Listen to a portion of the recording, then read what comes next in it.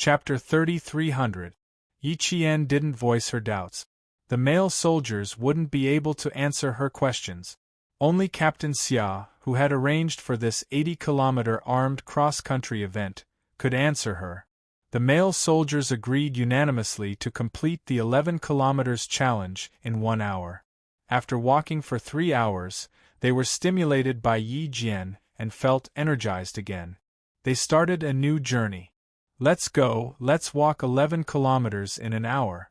We have to grit our teeth and get through it. If the veterans can walk, so can we. Don't bring up the veterans in the future. In their eyes, we're still entry-level soldiers. We're not even at the beginner level. Hearing this, Yi Qian couldn't help but laugh. No, you guys are already at the beginner level. Otherwise, you wouldn't have been allowed to enter. Her tone became lower and more sincere. I heard that it wasn't easy for you guys to get in. You guys had to overcome many obstacles and go through many rounds of selection. You guys are quite impressive. Her words were very simple. There wasn't much praise, but her tone was low and sincere. Hearing that, the male soldiers felt warm and comfortable. Seeing that the female soldiers knew that they had been selected all the way, the corners of their mouths turned up in unison. The male soldier closest to Yi Qian was a little embarrassed. He replied, "It's nothing. At the time, we just felt that since the military had signed us up, if we didn't work hard, we wouldn't be able to live up to the expectations of our leaders. Most importantly, we felt that being eliminated would make us lose face. Most of the time, we just grit our teeth and got through it. To be able to stand out from so many outstanding soldiers, it's enough to show that you guys are very impressive." Yi Qian really thought so. She knew how difficult it was to get into the Snowfield Brigade. If the male soldiers didn't have the ability, they wouldn't be able to become reserve members. The male soldiers who were praised saw the sincerity in the female soldier's eyes and knew that she wasn't saying anything against her will. After being crushed by the female soldier time and time again, they heaved a sigh of relief. They were afraid that the female soldiers would look down on them, so they were a little timid in front of her. Now that they heard her say this, they knew that she truly acknowledged their strength. The heavy feeling in their chests slowly dissipated, and they looked at Yi Qian with much more sincerity. Yi Qian had won against the male soldiers several times in a row, and they were more or less embarrassed to face him. Now that they were praised by Yi Qian in a sincere tone, they could finally raise their heads a little. Yi Qian, who saw this, couldn't help but smile. Captain Xia had said that communication was the best way to close the gap between people. She hoped to be able to close the gap between her and the male soldiers through communication.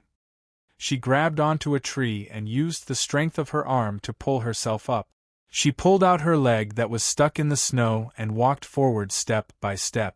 The male soldiers behind her did the same and walked forward with firm step. For soldiers, especially special forces soldiers like them who were in high-risk battles, strengthening their physical fitness was an important quality that they had to have. It was also a basic condition that could not be left behind. If their physical fitness couldn't keep up, their combat effectiveness would be greatly reduced. Since they had to complete 11 kilometers in an hour, the male soldiers, who had walked for 3 hours, saw the female soldier in front of them who didn't seem to be tired and started walking again. They all set their goal of surpassing Yi Qian. Carrying their backpacks and rifles, they started to charge forward in the snow. When they reached the bottom of the slope, the group of 31 people worked together. They didn't walk all the way, but directly slid down to save time and energy. Chapter 3301. Be careful, this area is covered with pine snow. Don't fall into it. Go this way, slide straight down. The two of them are starting to slide down. Brothers who are going down, help them. The two of them fell into the snow. Their nostrils are full of snow. Ha ha! Two male soldiers who had fallen into the snow with their nostrils full of snow said angrily, "If you guys hadn't pushed us from behind, we wouldn't have fallen into the snow." Their comrades laughed even louder. Yi Qian, who was walking in front, couldn't help but laugh when he heard the laughter. The warm afternoon sun in the winter was beginning to retract its warmth. Although it was still shining, it was no longer as warm as before. The icicles hanging from the pine trees sparkled like crystals. They sparkled bright and beautiful. The snowy scenery in the mountains was very beautiful. But no matter how beautiful it was, one would get tired of it if they stayed in the mountains every day. Especially when they walked into the mountains, there was only snow and trees. The colors were so monotonous that it was a little dull. The male soldiers who kept moving forward did not pay attention to the scenery around them. They only had one goal now, and they would not give up until they reached it. Yi Qian heard the sound of snow creaking behind him. She quickened her pace. Although her military experience was younger than theirs and she was still a cadet, her actual training experience was longer than theirs. If she was worse than them with a full 6 years of training, then she wouldn't be qualified to train with the Snowfield Brigade. With her hard work, the male soldiers quickly realized that Qin Miao's stamina was unusually strong. Sometimes they even needed to lean against a tree to rest for a while, but she didn't. After a few hours, they didn't see her lean against a tree to rest for a while before continuing to walk. She was just walking without a second of rest. Other than checking to see if Big Dipper had deviated from its route, she never stopped. In the beginning, the two male scouts were still able to keep up with Yi Qian's footstep. But gradually, the distance between them grew wider and wider. In the end, the two of them were dozens of meters behind Yi Qian. It was like an uncrossable chasm. No matter how hard they tried, they couldn't close the gap of dozens of meters. Catch up quickly, catch up quickly. The last one is more than 600 meters behind Qin Miao. Give him a hand and lighten his load. Keep going, don't worry about me. I will definitely make it. The last male soldier didn't let his comrade carry the heavy load for him. He was too slow and had already dragged his comrade down. He didn't want to trouble his comrade anymore. Ignore you and wait for you to come back? Give me the gun. Give me the backpack. You two help him walk. Once we pass this place, it will be easier. Let's all help. We've all come here together. At any time, they would never allow themselves to leave their comrades behind. They would always remember, never give up, never abandon. The camaraderie and tacit understanding between comrades in arms was cultivated from all kinds of training. You will always be my strong backing, and I will always be the guardian of your life. This was what it meant to be a comrade in arms. They would never give up and abandon each other. And Yi Qian, who had pulled away from the male soldiers, didn't turn back. She couldn't turn back. She had to keep walking forward because she was now the target of all the male soldiers. As long as the male soldiers who had her as their target raised their heads and saw her moving forward, they would continue to chase after her and wouldn't let their guard down. 11 kilometers took an hour. She hoped they could complete it. Chapter 3302. They went up and down the mountain, each pulling the other, leaving a trail of deep footprints behind them. The snow was very bright. Everyone wore goggles to prevent their eyes from being blinded by the light. They wore camouflage clothes that blended with the snow, and even wore white camouflage hat. An hour passed, and it was 5 o'clock. They were still 2 kilometers away from their campsite. In an hour, they had walked 9 kilometers. Their speed was not fast, but it was not slow either. The snow was too deep, and they had to go up and down the mountain. There was not a single flat path in sight. Sometimes they had to explore the path themselves. Yi Qian felt that walking 9 kilometers in an hour with 20 kilograms of weight was a good result. Yi Qian did not continue forward. Instead, he stood in place and waited for the male soldiers to arrive. They walked from 1 o'clock to 5 o'clock. They did not even have 5 minutes to rest. They kept moving forward, working hard towards their goal. They worked hard. Even if they did not achieve their goal, they did not have any regret. Give me the backpack. Yi Qian, who was standing on top, used a rope to tie his waist. The other end of the rope was tied to a tree. He leaned down and used the strength of his waist to stabilize his body, freeing his hands to help his comrades. After receiving the backpack, Yi Jian lifted it up forcefully and placed the backpack firmly in the snow. On the other side, the comrades who didn't carry any weight climbed up the slope with both hands and cooperated with Yi Jian to pull the comrades behind them down one by one. The Qinling Mountains were very steep. The route they took was the 180-kilometer armed cross-country route that the veterans used in the winter. The entire route was steep. Although the mountain they were on was not high, it was so steep that it looked like it had been cut by a knife. It was very steep. Fortunately, they did not need to go up the mountain. They only needed to walk along the side of the mountain. If they wanted to go up the mountain, they would have to slide down 10 steps after 3 steps. Even if they walked along the side of the mountain, it was still very tiring. If they were not careful, they would be in danger of rolling down the mountain. Qing Miao, you rest for a while. The rest of us will do it. After pulling in 5 male soldiers in a row, they didn't want Yi Qian to work so hard anymore. They advised Yi Qian to rest and let them take over. Yi Qian's waist, which had been tightly fastened in the air, did not persist. His waist was sore from going up and down. Next, 5 people came up in groups of 5, and then another group of 5 came up. In this way, everyone got some rest. 5 in a group. Take turns to pull them up. The ones in front rest, and the ones at the back help the comrades who need to come up. Yi Qian ordered as she untied the rope around her waist.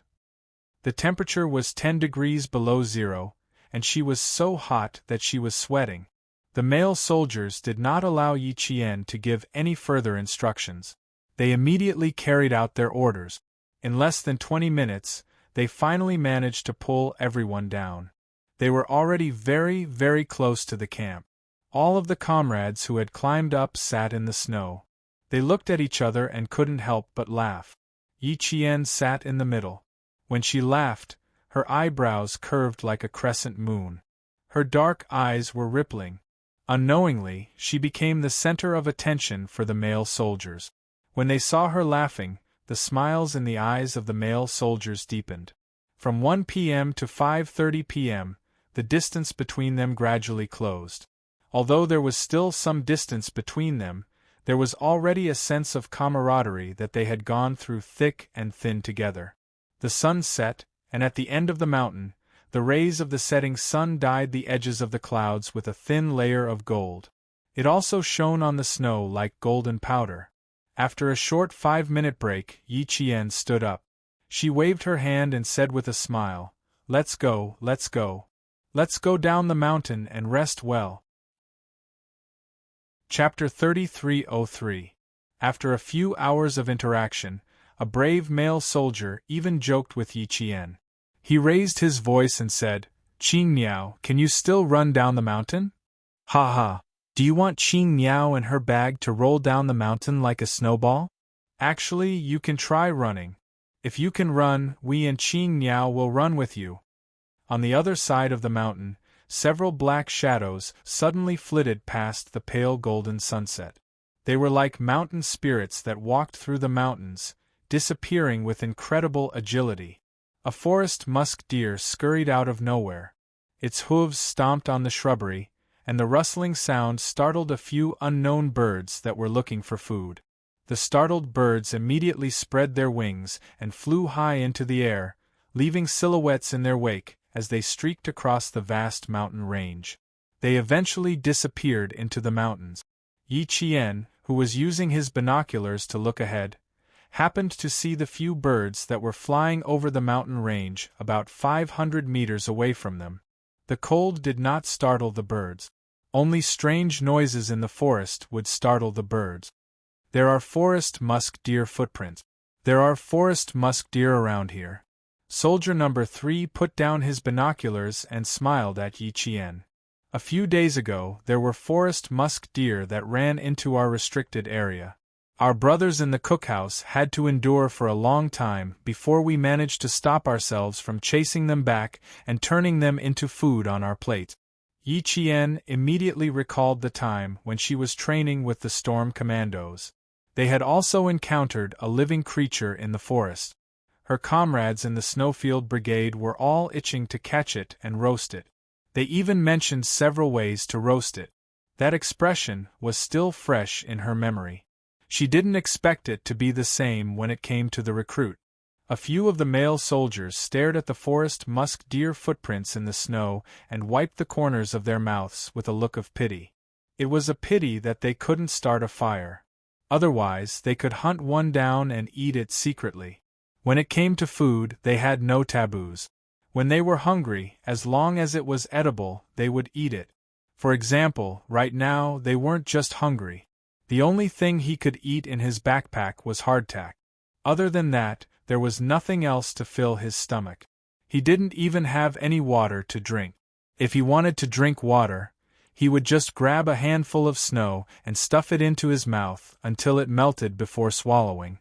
Yi Qian walked over to the male soldiers and stared at the row of animal prints with them. He sighed and said, "These things can't be eaten. The country protects animals, so we have to restrain ourselves."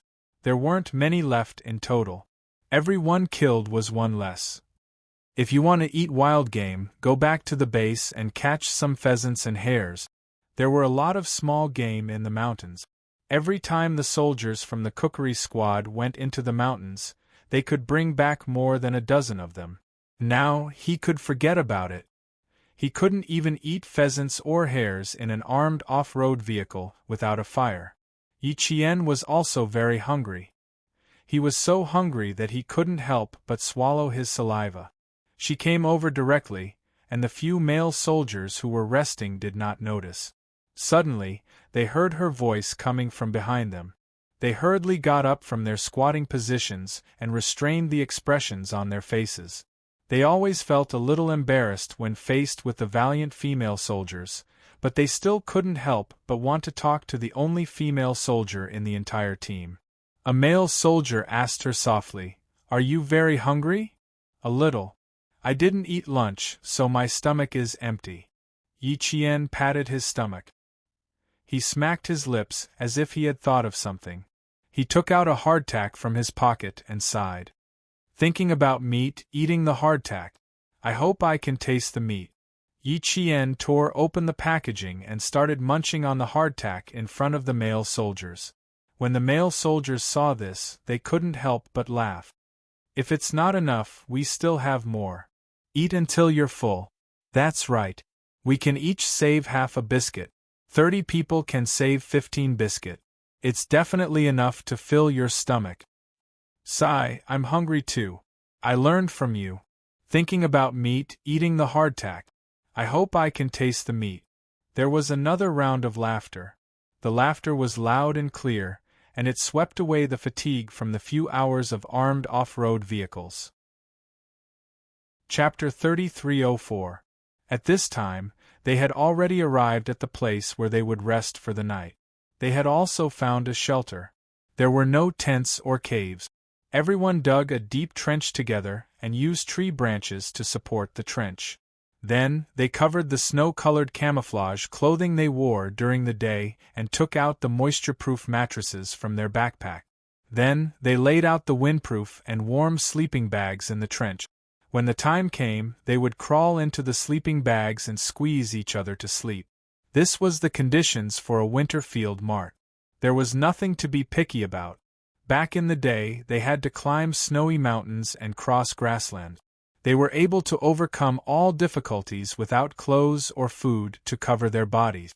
Now, they even had a warm sleeping bag to sleep in at night. When it was time to rest, everyone sat in the trench. Yi Qian turned on the military Big Dipper handset and checked the route for the next day again. At the same time, he sent their location back to the base so that the base could monitor their current location at any time. After she was done with her work, she chatted with the male soldiers. When they talked about the competition during the day, male soldier number 2 directly asked male soldier number 1 what the difference was between their result. Male soldier number 1 took out a piece of paper from his pocket and handed it over.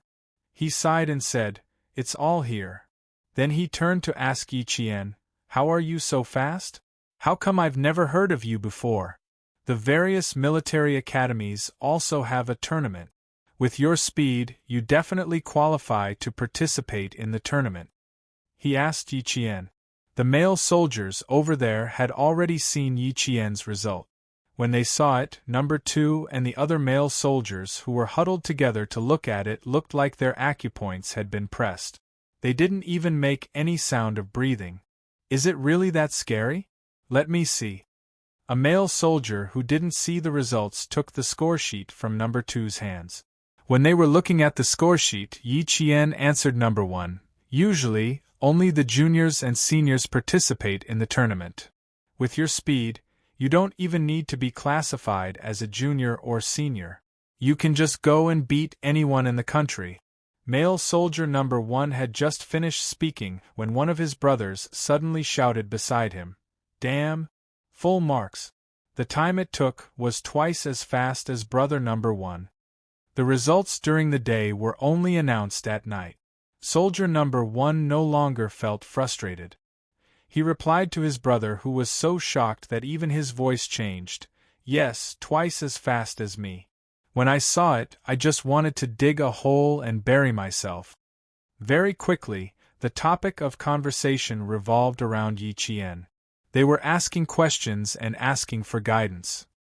The distance between them grew closer and closer, and the topics they talked about increased. At midnight, the campsite was so quiet that one could vaguely hear the howling of some wild beast. There were wolves in this area. The 2 male soldiers on sentry duty were holding steel guns and wearing thick coat. They stood under a tree and watched the surroundings. It was too quiet on the mountain. It was so quiet that even the slightest movement of footsteps could be heard. Black shadows moved gently from the depths of the forest. They were fully armed and were making professional hand gestures as they approached Yi Qian's campsite. It wasn't just 1 or 2 black shadows. Instead, there were countless black shadows moving. They silently approached the sentinels, bit by bit. Someone made a hand signal for a pincer attack. The 2 black figures were getting closer and closer to the sentinels. Just as the sentinels felt that something was amiss, they turned to the left. Just as they were about to shout, "Who is it?" their mouths were covered. Then they were struck on the back of their neck. In less than 30 seconds, they were carried away. The same thing happened to the other sentinel. Before he could react, he was struck unconscious. Chapter 3305. The wind in the mountains was a little strong, and the sound of the wind was like that of a giant beast running amok. The 2 sentry soldiers who had been struck down took a total of 30 seconds to be dragged away. It was so fast that it was like the blink of an eye. They dragged them into the forest, tied them up with ropes, carried them, and set off again. With the night vision devices illuminating the path and the reflection of the snow, they could walk in the dark as if it was daytime. There was no resistance. The wind blew, and a few clumps of snow fell from the trees, smashing holes in the snow. There was no snow for a night, so the traces of activity during the day were still there. The hidden shadows disappeared into the snowy night. Yi Qian, who was nestled in her sleeping bag, gently opened her eyes. She nudged her comrade, who was about an arm's length away from her. As expected of an elite soldier, he immediately woke up with just a light nudge. "Shoo!" Yi Qian was afraid that he would make a move, so she covered his mouth with her hand. She slowly crawled out of her sleeping bag and whispered, "I think there's movement." Everyone who slept in the wilderness was on high alert. When the male soldier heard this, alarm bells went off in his heart. He slowly nodded to show that he already knew. Yi Qian removed her hand from his mouth, and used the same method to wake up the other male soldier. Soon, a total of 10 male soldiers who were sleeping in the same trench quietly crawled out of their sleeping bags. They hugged the rifles that they had been sleeping in the same sleeping bag as them. They touched their combat daggers, and their sharp eyes turned cold in the darkness. "There's movement, there's a situation," Yi Qian, who had woken up early, gently pushed away the snow-white camouflage coat that blocked the wind and snow. Slowly, she poked her head out to observe the situation outside. There was nothing outside, but the position where the sentry soldiers should have been was empty. Yi Qian's eyes suddenly turned sharp. She held her rifle tightly, made a snowball with both hands, and threw it into a clump of bushes. There was a whoosh, and there was no other movement. The 2 sentries were gone, along with the guns they had been on duty. They were gone, and their guns were gone. Something big had happened. Moreover, the sentry soldiers had live ammunition in their guns. The entire team quickly entered a level 1 alert. Only Yi Qian and the 3 squad leaders were near the sentry post. The 4 of them were inspecting the scene. 2 of them ambushed the sentries from the left and right, and 2 more came to their aid. Yi Qian looked at the footprints on the ground and gestured with his hands. His eyes were grave. 1 person in size 41 shoes, 2 in size 42 shoes, and 1 in size 40 shoes. They went into the mountains lightly. Based on the footprints at the scene and the footprints of the sentries, Yi Qian deduced that the 2 footprints of the sentries were clearly slanted to the left. These were the footprints left behind by the unconscious body that had uncontrollably slanted to the left. Behind the footprints were a few very shallow footprints. These were the footprints left behind by the sentries who had ambushed them from behind. I'll inform the team now and report the situation back. The squad leader of the first squad had a solemn expression on his face. The missing 7th sentinel was a soldier from his squad. Now that he had disappeared along with his loaded gun, the problem was extremely serious. To be able to quietly drag the 2 sentinels away, it was clear that the other party was not to be trifled with. Yi Qian naturally thought of this as well. She stood up and looked into the depths of the forest. The trees there were tangled, and the branches stretched out like a maze. It seemed like once you walked in, you would never be able to walk out again. This area was considered a restricted area. Even the locals were forbidden from entering. Now that the snow had sealed off the mountain, who could possibly appear here? Chapter 3306. The only people who could possibly be here were the soldiers who were on winter training. So who could the other party be? Who had the ability to drag the sentinel away right under their noses without them noticing? Yi Qian narrowed his eyes slightly and called out to the squad leader who was about to get up to contact the base. Don't contact them for now. Let's observe the situation first. She now suspected that the people who dragged the sentinel away were none other than the veterans at the base. They didn't need to wait until the next day to return from the 80 kilometers cross-country mission. At the time, she had wondered why they had to spend the night outside. If the people who dragged the sentinel away were veterans, then it made sense. Yi Qian only had a guess, but he couldn't be sure. Who in our squad was a scout? Yi Qian asked the male soldier who had entered the guard. I need to go into the forest to check out the situation. I need a scout and an assaulter. Me, scout. Soldier number 4 raised his hand. Me, assaulter. Soldier number 2 raised his hand. Yi Qian slung his rifle onto his back and nodded. Okay, we'll set off in groups of 3. You guys hide here and wait for us to come back. Isn't that too few? Should we send a few more? The squad leader of Class 2 asked worriedly. Yi Qian shook his head. No need. We're just going into the forest to check out the situation. It's easier to be exposed if there are too many people. You guys guard the camp well and don't run around. If anything happens, we'll fight from the camp. They had scouted the area around the camp during the day and were familiar with the terrain. If they suddenly moved, no one could guarantee that there wouldn't be an ambush in the middle of the night. It was safer to stay in the camp and hide.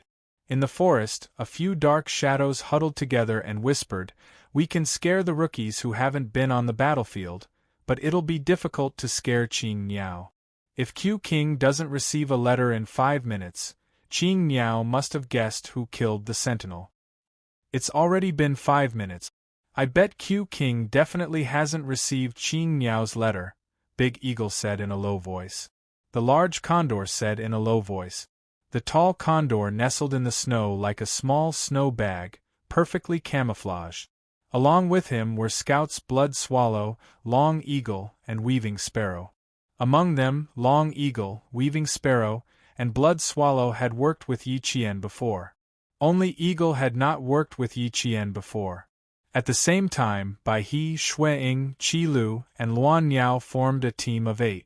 They carried out an ambush on the recruits, which was also a sneak attack. Bai He and the other 3 worked together to knock out the 2 sentinels. When the recruits entered the forest, De Condor and the other 4 launched a sneak attack, taking down as many as they could. Since they wanted the recruits to see blood, the weapons used were naturally real swords and real guns, except for the fact that they weren't real bullet. There's something up ahead. Judging from the silhouette, it's Qing Miao leading her troops over. Long Eagle's low voice came through the earpiece. He was at the front and had been watching with binoculars. As long as the recruits walked out of the perimeter of the camp, he would be able to see them immediately. Just as he reminded De Condor and the others to be careful, the silhouettes that had walked out of the perimeter of the camp suddenly turned back and disappeared from his field of vision in the blink of an eye. They went back again. Did Qing Niao notice something? He contacted his comrades. Qing Niao has always been alert. Before we set off, Q King specifically reminded us not to let our guard down. Long Eagle, move forward and observe from a closer distance, Bai He said in a low voice. She must have other arrangements on her side. Chapter 3307. Other than Eagle, the rest of the veterans had fought side by side with Yi Qian. Although they had only worked together once, Yi Qian had left a deep impression on them. Especially Shuang. He and Yi Qian had accompanied the Chinese ambassador, Qin Xiu, to a neighboring country for negotiations. On the way back, he had witnessed Yi Qian's ferocity in battle. That kind of ferocity made even his own comrades tremble in fear. Holding a gun and sweeping the way, the neighboring country's military personnel who surrounded them fell in droves. Some were even shot in the head. From the city all the way to the border, it could be said that Yi Qian had played a key role in that mission.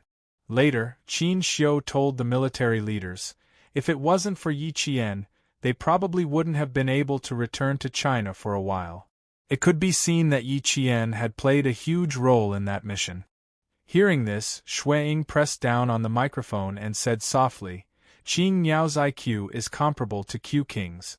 Other than not having Q King's rich combat experience, she's very strong in all other aspects. She definitely wouldn't have retreated for no reason.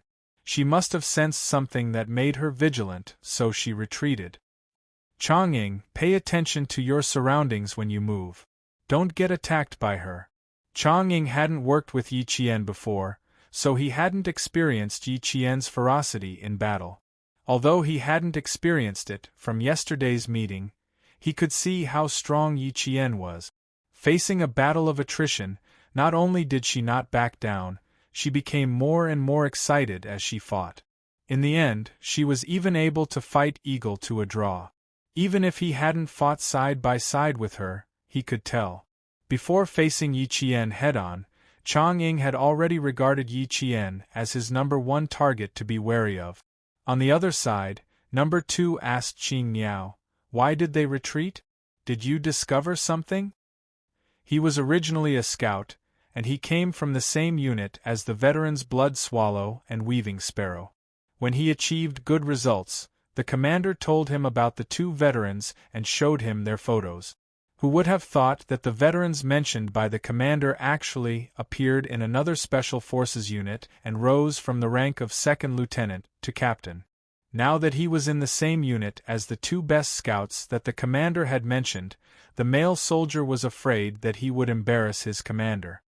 He wanted to do everything to the best of his ability, especially the missions that belonged to him as a scout, so he treated them even more carefully. At this moment, he didn't find any problems, but the green bird seemed to have found something, which made his heart skip a beat, thinking that he had missed something. Yi Jian smiled and said, no, I just feel that there is no difference between us and a moving target if we walk there like this. If there is really an ambush in the forest, we will be killed silently like 2 sentinels as soon as we appear. I think it's better to sneak over. Better safe than sorry. As for why she changed her route, she simply felt that if she were King, she would definitely arrange for people to keep an eye on the camp. Once they discovered something wrong with the recruits, they would immediately make arrangements. Therefore, she couldn't just sneak over like this, or she would be killed instantly. She had just finished telling them that she was responsible for a 10-kilometer snow-covered cross-country trip in less than an hour. If she was caught alive by the special forces in the base in the blink of an eye, it would be too embarrassing. For the sake of her reputation, she had to be careful. Chapter 3308. Soldier number 2 heaved a sigh of relief when he heard this. So it wasn't because he discovered something wrong, but because he felt that their current method of operation was wrong. Then how do we sneak our way over? He couldn't help but ask Yi Qian. Yi Qian smiled and said, "We'll change our direction. We still need to discuss this with the 3 squad leaders. 1 squad will stay behind to guard the campsite, while the other 2 squads will enter the forest at the same time. We'll conduct a thorough search." 3 squads were left behind to guard the campsite, while Squad 1 and Squad 2 were led by their squad leaders to leave the campsite and sneak into the forest. If they had been moving in a straight line earlier, then now they were moving in a diagonal line. Using the uneven terrain of the forest as a cover, Yi Qian, who was wearing a snow-white camouflage suit, led 2 male soldiers deep into the forest. Xia Jinyuan, who was left behind at the base, looked up at the time. It had been 10 minutes since Bai He and the others knocked out the 2 sentries. Until now, Yi Qian still hadn't contacted him. It was clear that this cunning little fox had guessed something and was starting to cooperate with him to teach the recruits a lesson. He didn't know how she had arranged for the battle with Bai He and the others. Bai He and the others were outstanding fighters in individual combat. One of them was definitely comparable to 3 or 4 recruit. Even if Yi Qian led 30 elite soldiers from various military regions, it would be difficult for him to win against the 8 of them. The satellite phone connected and Bai He's voice came through. Qing Niao's side has indeed sensed something. Originally, they only brought 3 people, but now they've brought 2 squads with them. They're moving in groups of 5. We originally planned to kill them as soon as they're alone, but that won't work anymore. We have to surround them. After listening to Bai He's report, Xia Jinyuan's sexy thin lips curled up slightly. Qing Niao understands our combat habit. She knows that we like to launch sneak attacks, especially those who are alone. 5 people take turns to advance. It's obvious that we don't give you a chance to launch sneak attack. Let's go all out. Fire a few rounds of live ammunition. Don't aim too accurately and don't aim too far. Increase the tension so that Qing Niao will understand what I mean. Will she really understand what you mean? Bai He asked uncertainly. Don't let her misunderstand and think that there are criminals in this area. Xia Jinyuan, who was blinded by the computer screen, rubbed his eyes with one hand and replied confidently, "She won't. Just fire the live ammunition. She will definitely understand my intentions." She understood him, knew him. Even if she couldn't command him, she would still know. It was a little regretful that he could deceive the male soldiers, but not her. If that was the case, Bai He had nothing to worry about, but now... He muttered to himself for a while, then said, "Chang Ying and the others found 2 squads of soldiers, but they didn't find Qing Niao." "Ha ha ha!" Xia Jinyuan laughed. His handsome face was full of pride. Recruit number 2, born in the Air Force. He killed half of the soldiers in a company by himself. Yi Jian will definitely take him with her. Number 4, who was once a scout and achieved 3rd-class merit in the International Scout Competition. She will definitely bring him along. Brother, don't underestimate the recruit.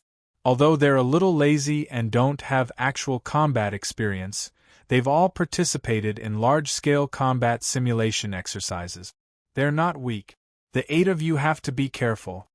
He was a little confused. Since you think highly of them, shouldn't you send more people to make them bleed?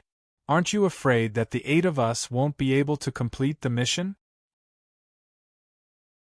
Chapter 3309. Speaking of this, Lieutenant Colonel Xia's voice was laced with a chill. You've all been through hundreds of battles, yet you can't even handle a fresh recruit. Brother, guess how I'll reward you when you come back? There definitely won't be any good rewards. His expression turned cold. Don't worry, I promise to complete the mission, he added. If we really have to shoot, I'll choose another way. Aren't the 2 sentries in our hands? We can simulate killing the captives and make them more nervous. It was a good way to liven up the atmosphere. If that was the case, Greenbird's suspicions that it might be a veteran would be shaken. It would be best if they could make Qin Niao believe them. Xia Jinyuan nodded in agreement. Yes. Only the sentinels will have live bullets. The rest of them will only have blanks. You can use the rifle in the sentinel's hands to shoot and leave the bullets behind. You can also think of a way to make the atmosphere more tense. It'll be best if we can make Qin Niao believe that we're not the ones who kidnapped the 2 sentries. It'll add to the atmosphere of the actual battle. In short, they had to do what they had to do. He silently gave their captain a thumbs up. When it came to ruthlessness, who would dare to say they were ruthless in front of their captain? There was really no one. After Xia Jinyuan ended the call, he stared at the computer without moving. His mind seemed to be blank, but he also seemed to be thinking about something. On the computer was the training plan for all the new recruits. They had to run 15 kilometers of weighted cross-country every day for 3 months non-stop. They had to run around the mountain roads and the training ground. They had to run 15 kilometers a day for 3 months, not a day less. They also had to drive all kinds of special vehicles every day and train all kinds of firearms every day. He had applied for 600,000 rounds of light and heavy machine gun ammunition from the logistics department. He had to use up all 600,000 rounds of ammunition in 3 months, which was equivalent to 30 people having to fire 200 rounds of ammunition every day. Each person had 200 rounds of ammunition, so 30 people had to fire more than 6,000 rounds of ammunition a day. Moreover, they were not blanks but real bullets. It would take some time just to pick up the bullets in a day.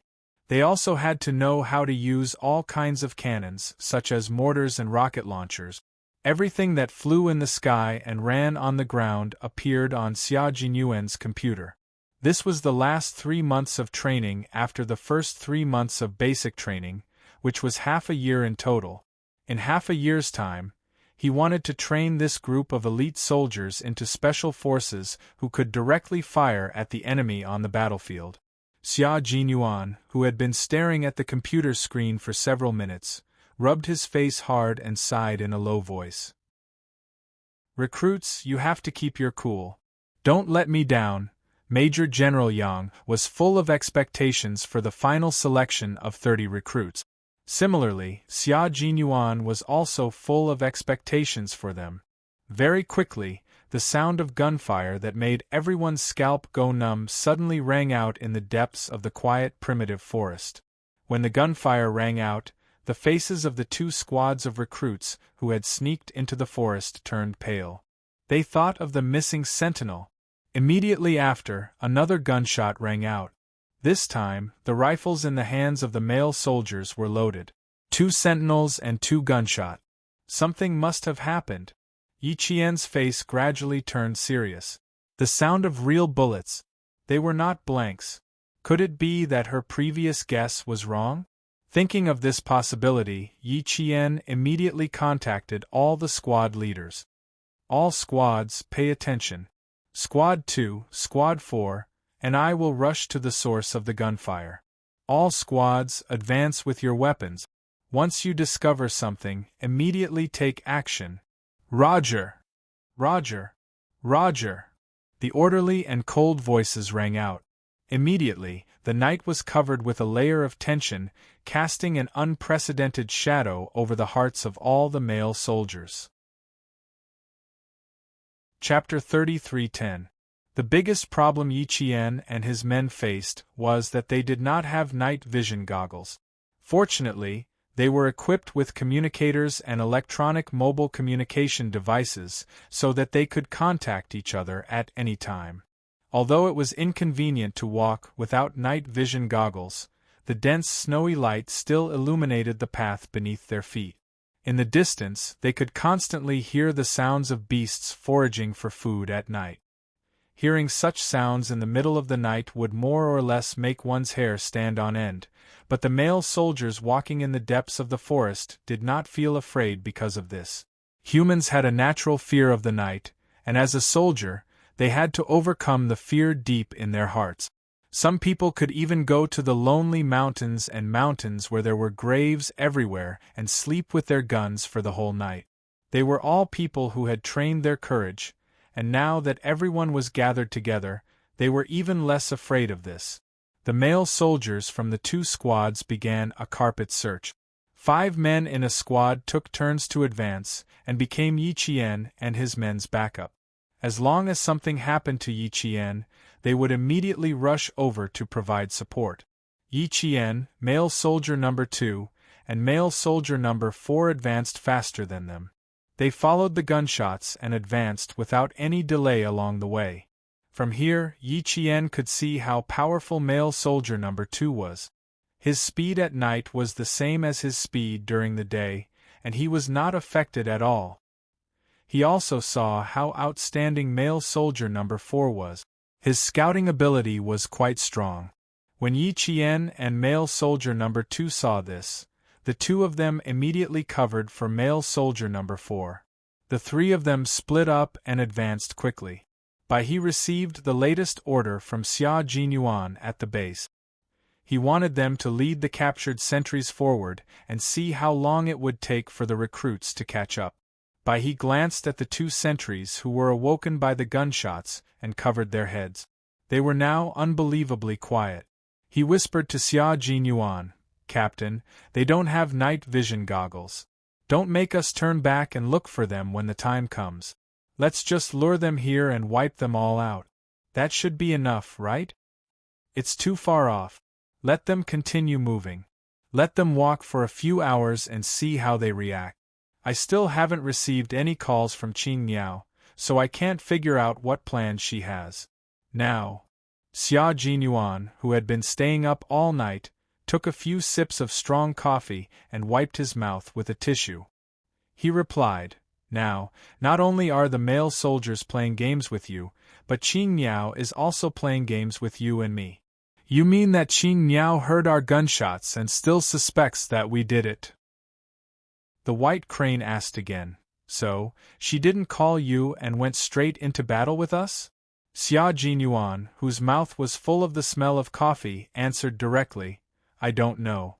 That's why it's more interesting." "Yes, it is." He looked at Yi Qian to see what was going to happen next. When he spoke again, he was more than excited. "If there was a bloody incident, we not to spare any mercy." "Okay." Xia Jinyuan, whose deep eyes flashed with a wolf-like cold light, smirked and replied coldly, "Go ahead and do it. Don't treat them as soldiers in the team. Just treat them as enemies that need to be killed." If they treated the male soldiers as enemies that needed to be killed, the veterans would not be merciful. Chapter 33:11. Before ending the call with Bai He, Xia Jinyuan smiled and said, "I forgot to remind you that Qing Miao is very sensitive to smells. She can smell that the blood you spilled is not human blood. So, don't stop until she finds you. Keep moving forward and widen the distance between you and them before you surround them. I won't be there. You can arrange the battle yourselves. I'm just waiting for your results." Bai He, who was about to end the call, smiled and replied, "You didn't forget to remind us. You didn't remind us on purpose. The blood has already been spilled. It's impossible for us to turn back now. If Qing Miao really finds out, it's okay. We won't be merciful. I remember that Qing Miao is a commander. Not bad. She has arranged the rear camp and assault properly. Long Eagle originally planned to go back to their camp and kill a few of them, but she left a squad of people to guard the camp, which made it difficult for Long Eagle to attack. Now, he's rushing over to join us. There were 10 recruits in a squad. Although the veterans usually looked down on them for being slow, they were all very strong. They were just not as good as the Snowfield Brigade.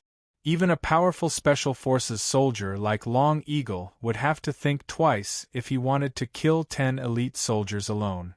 In the end, he decided to join his comrades first and then attack together. Xia Jinyuan didn't deny it. I've already revealed a lot about Qing Niao. If I don't help her, I won't be able to live with my conscience. Conscience? Their captain, their king, would he talk about conscience on the battlefield? When he first joined the team, he introduced himself by saying, "I'm a person who has no conscience on the battlefield." At that time, everyone was shocked by his words. He was young, but he had a deep sense of self-awareness. By now, King Q had experienced countless battles, big and small. It was obvious that he was spouting nonsense to talk about conscience with him. After ending the call, Bai He conveyed Xia Jinyuan's latest order. When the veterans who were dragging the 2 sentries received the order from Q King, their eyes turned cold. "Qing Niao, new recruits, let's meet again in 2 to 3 hours. It was now 12:21 in the morning, 19 minutes after the 2 sentries disappeared. Yi Qian and the 2 male soldiers, who were in contact with the 3 squad leaders, finally found the place where the gunshots came from. When they heard the gunshots, they could feel that the gunshots were not far from them. When the gunshots rang out, they immediately rushed over. Squad 1 and Squad 2 searched in a covert manner to avoid being ambushed. Squad 3 stayed behind to guard the camp to prevent a sneak attack from the rear. It could be said that from the time they discovered that the sentinel was missing to the time they heard the gunshots and found the location of the gunshots, it could be said that the time it took to find the location of the gunshots was quite short. However, there were no suspicious people nearby. Number 4 dug out the warhead from the snow, his face extremely gloomy. "Our warhead." With 2 warheads in his hands, Yi Qian stared at the traces left behind. After the 2 sentries were knocked unconscious, they were dragged here. After being dragged here, they were directly pushed to the side, leaving 2 traces of lying down in the snow. At the same time, there was blood splattered all around. The temperature in the mountains was too low, so the blood and snow coagulated together. Under the light of a flashlight, it looked like plum blossoms blooming in winter. There was no beauty to it. His heart was pounding. Male soldier number 2 was in charge of guarding. Yi Qian took off his gloves, bent down, and scooped the shocking frost blood into his palm. He slowly brought it to his nose and sniffed. It was extremely rusty and smelled fishy, but it was not human blood. This was animal blood, not human blood. Chapter 33:12. Just in case, Yi Qian dug out a few more clumps of blood from the snow. She used her fingers to turn the clumps of snow into blood. She sniffed and licked the blood to confirm that it was not human blood. It's some kind of animal blood, not human blood. The missing sentinels are not in danger for now. Yi Jian wiped her blood-stained hands on the white snow a few times. She put on her gloves again and contacted the monitors of the 3 classes. Class 3, stay where you are. Class 1 and Class 2, speed up the search and meet us as soon as possible. The mountain area was large, so it would not be easy to catch someone. The only way was to follow the footprints left behind by the enemy. She was certain that there were 2 groups of people. One group was dragging the sentinels, and the other group was being chased by squads 1 and 2. Based on the footsteps, she and the 2 male soldiers were being chased by 4 people. The 4 people also had to carry the 2 sentinels, so they couldn't be walking very fast. Soon, the tracks left behind in the snow proved that Yi Qian's judgment was correct. The 2 sentinels were indeed fine. The 2 gunshots did not hit the sentinels. Seeing the footprints, Yi Qian's heart, which was in her throat, finally calmed down. However, she could not completely relax until she saw the two sentinels. Once she saw them and confirmed that they were fine, she could finally relax. Yi Qian still believed that the people who took the sentinels were not strangers. Her intuition told her that even if the base's special forces were involved, the gunshots were to create an atmosphere of fear. In her previous life, she had relied on her sharp intuition to avoid danger time and time again.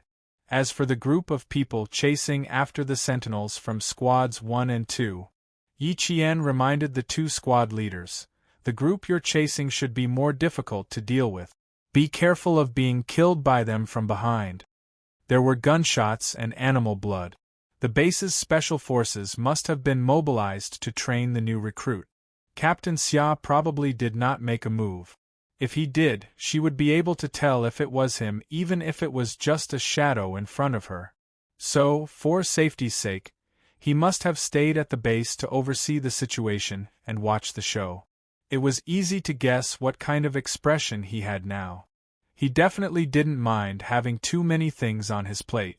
The messier and more complicated things were, the more he liked them. This person was someone who never thought that there was too much trouble. He only thought that things weren't lively enough. Very soon, the squad leaders of Class 1 and Class 2 came back with news that the group of people chasing after them had started to clean up their track. The weather was also starting to get ugly. Heavy snow the size of goose feathers started to fall. The squad leader of Class 1 secretly cursed. He leaned against a pine tree and said to Yi Qian, "The tracks have been buried by the snow. We've lost track of them." This was the biggest problem. If they couldn't even find a trace of the other party, it was naturally impossible to catch up to them.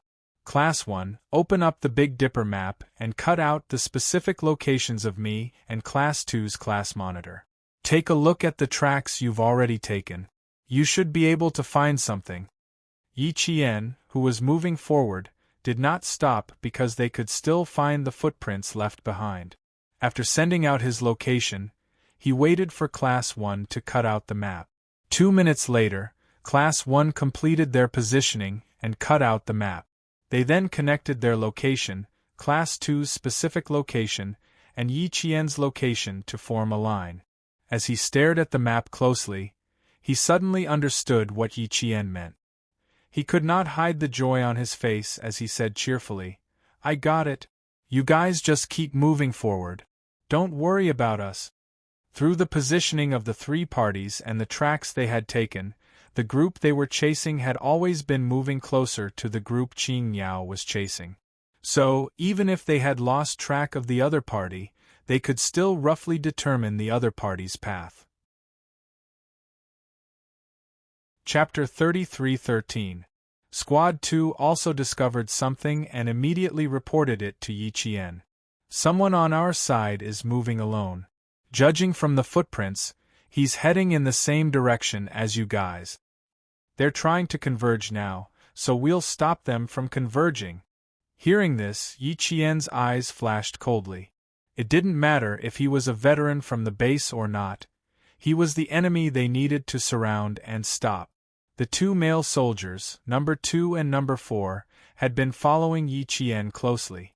They heard every word she said clearly, so they could feel the sharpness in her every word. At this moment, the female soldier gave them a different feeling. It felt like she had a sharpness that was very similar to that of a veteran soldier.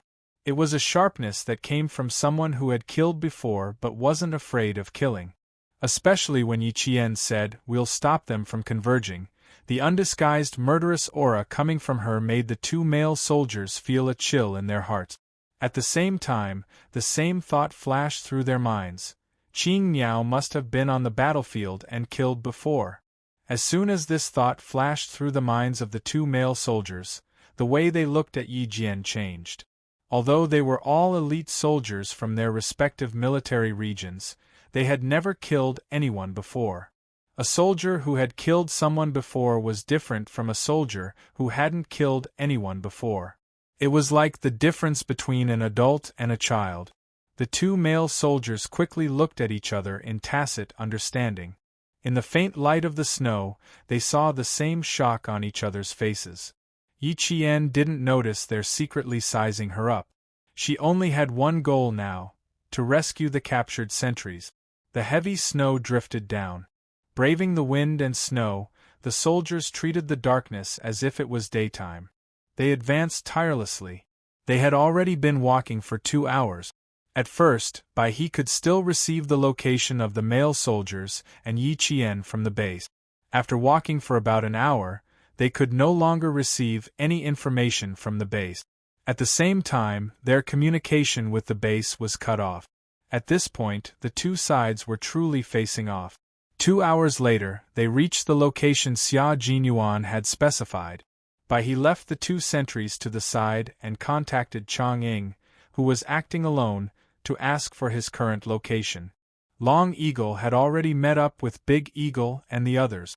At this moment, they were rushing over together. When White Crane contacted them, he reported their situation back. They've probably been instructed by Qing Niao. They've been following behind us all this time. Earlier, Blood Swallow could still detect their electromagnetic waves, but now we can't hear anything. They've gone into electromagnetic silence. It was good to have tools with them. They had a certain advantage. The male soldiers didn't have any. They only had rifles, daggers, and communicators. Other than that, they didn't have any high-tech weapons to rely on. But now, the high-tech equipment in their hands was useless. The other party had obviously found out. Just as Shuiyan was about to say something, he suddenly heard a gunshot from Bai He's side. His eyebrows twitched as he blurted out, "They've caught up." Yes, he had caught up. Qing Niao was too fast. She killed Qi Lu, who was in charge of guarding the base, with one shot. Bai He ended the call right after he finished speaking. There was no time to say anything else. The gunshot came from the front. The male soldiers of Squad 2 and Squad 3 all heard it. The male soldier in charge of the communicator immediately turned on the communicator and cancelled electromagnetic silence. In less than 3 seconds, Qing Niao's voice could be heard. "We've found the target. Fire support. Be careful of ambushes along the way." That meant they were going to fight. Chapter 33:14. Got it. Be careful. Got it. The enemy has live ammunition. Be careful. The squad leaders of Class 1 and Class 2 replied quickly. The 18 male soldiers quickened their pace and rushed towards the location sent by Yi Qian. Since the battle had already started, they had to provide support immediately. Yi Qian did not voice his suspicions, so the male soldiers did not know that the person who did this could be a veteran from the base. They were still trying to guess the identity of the other party.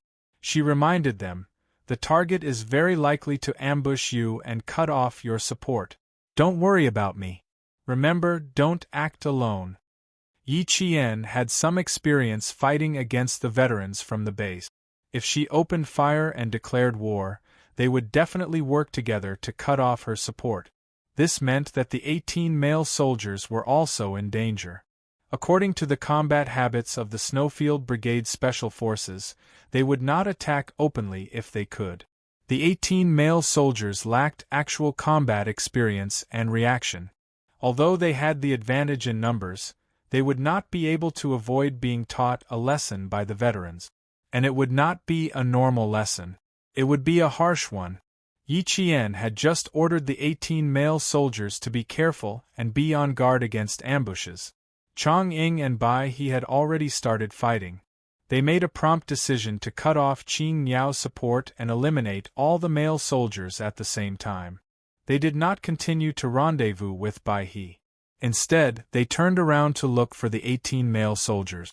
The 18 male soldiers were more or less nervous. After all, the enemy had live ammunition. There were also their comrades. They were afraid that if they were too aggressive, they would cause an accident to their comrades who had fallen into the enemy's hands. "All we have are blanks. The enemy has live ammunition. Be careful not to be left alone. 5 in a group, take turns to cover the advance. The two squad leaders did not blindly move to support Yi Qian. They also had their own battle plan. A few of them were on guard while the rest of them stared at the map drawn on the snowy ground. They would first surround the enemy and then attack from all sides. Now Qing Niao is here. Our target is in this area. The 18 of us will be divided into 3 groups A, B, C, and C. Each group will have 6 people.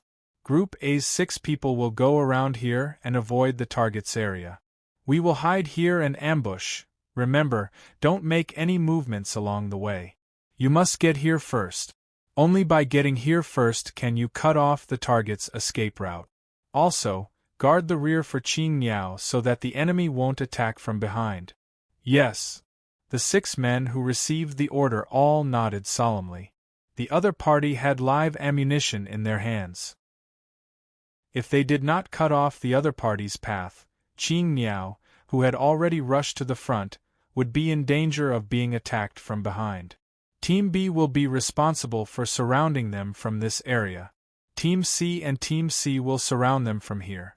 Once the target appears within Team A's range, eliminate them immediately. Do not give them a chance to escape. They illegally possess lethal weapons. Your own safety is the top priority. If necessary, just kill them.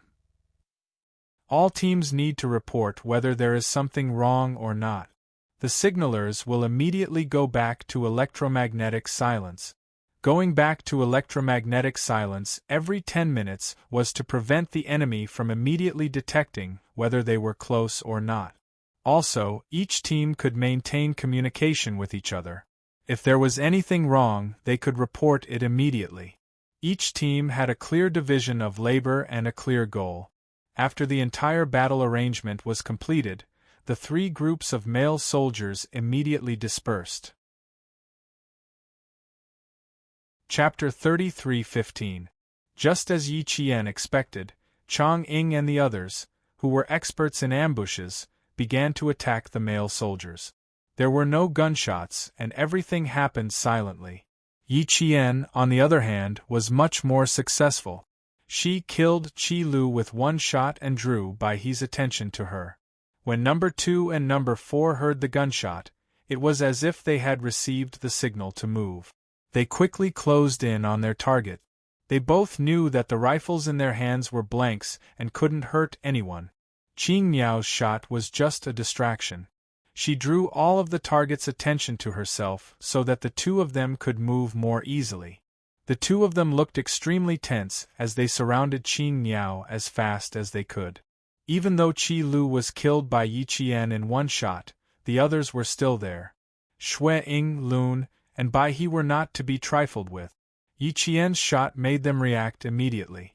Number 2 and number 4 rushed out. Lun stayed behind to watch over the 2 sentries. Xue Ying and Bai He were full of murderous intent as they stabbed at Qing Niao with sharpened daggers.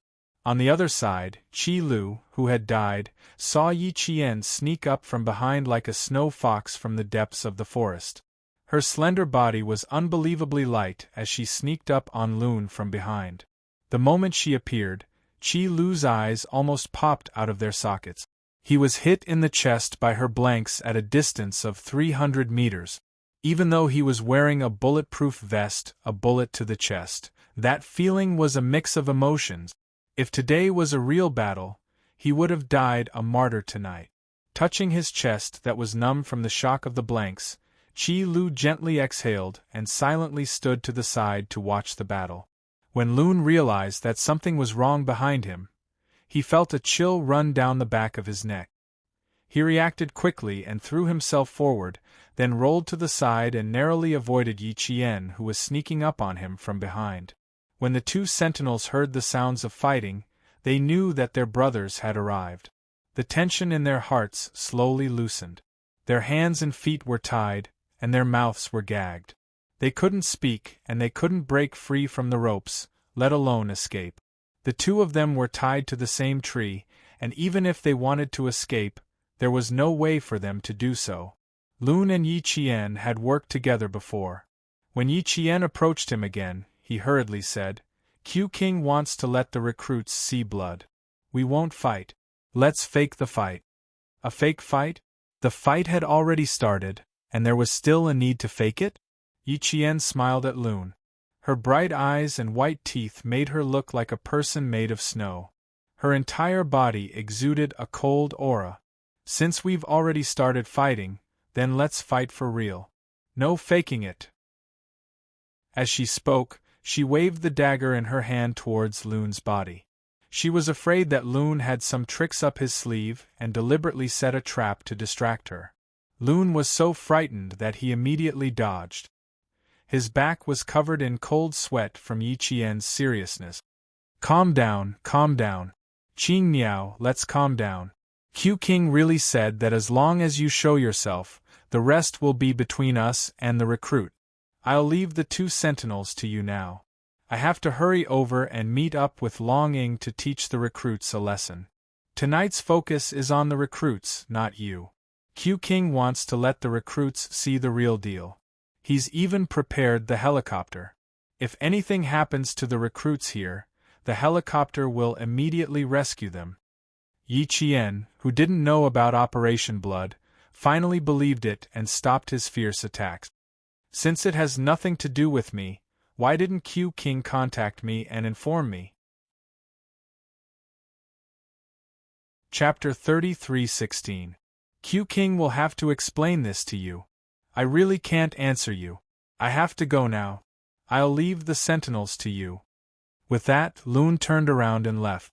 Every word he said was true. There was no falsehood in his words. Yi Qian saw that he really left him behind and left. Naturally, he believed him. Operation First Blood. She murmured softly. She chewed on the words and her furrowed brows slowly relaxed. This was indeed something that Captain Xia would do. He had tolerated the recruits for a long time and had high hopes for them. It was understandable that he would arrange a training session to make the recruits more aware of the reality in front of them. He even prepared a helicopter. Yi Qian couldn't help but look up at the few figures fighting in the snow. If the veterans really beat the recruits to the point where they needed a helicopter to rescue them, wouldn't that miss the training even more? Captain Xia couldn't have not thought of that, right? He definitely would have thought that it would take 100 days to recover from a serious injury. If the recruits were really beaten to the point where they were hospitalized, they wouldn't be able to train normally for a few months. Therefore, a little blood would definitely be seen, but it definitely wouldn't be serious enough to require a helicopter to be dispatched. Yi Qian, who was supposed to be participating in the battle, became the most relaxed person. He stood in front of the 2 tied-up sentinels in the heavy wind and snow. He narrowed his eyes and observed the fight between the recruits and the veterans. Qi Lu, who had been killed by Yi Qian, walked over silently. Yi Qian saw this and couldn't help but smile. She really didn't know that she could be excluded from Operation First Blood. If she had known, she definitely wouldn't have used a blank bullet to make Qi Lu take a bullet. When he came closer, Yi Qian asked softly, "Are you okay? Does it hurt?" Yi Qian had experienced what it felt like to be hit by a blank bullet. The feeling of being hit was extremely uncomfortable. It would instantly trigger the fear in the depths of one's heart and even cause one's mind to go blank for a few seconds.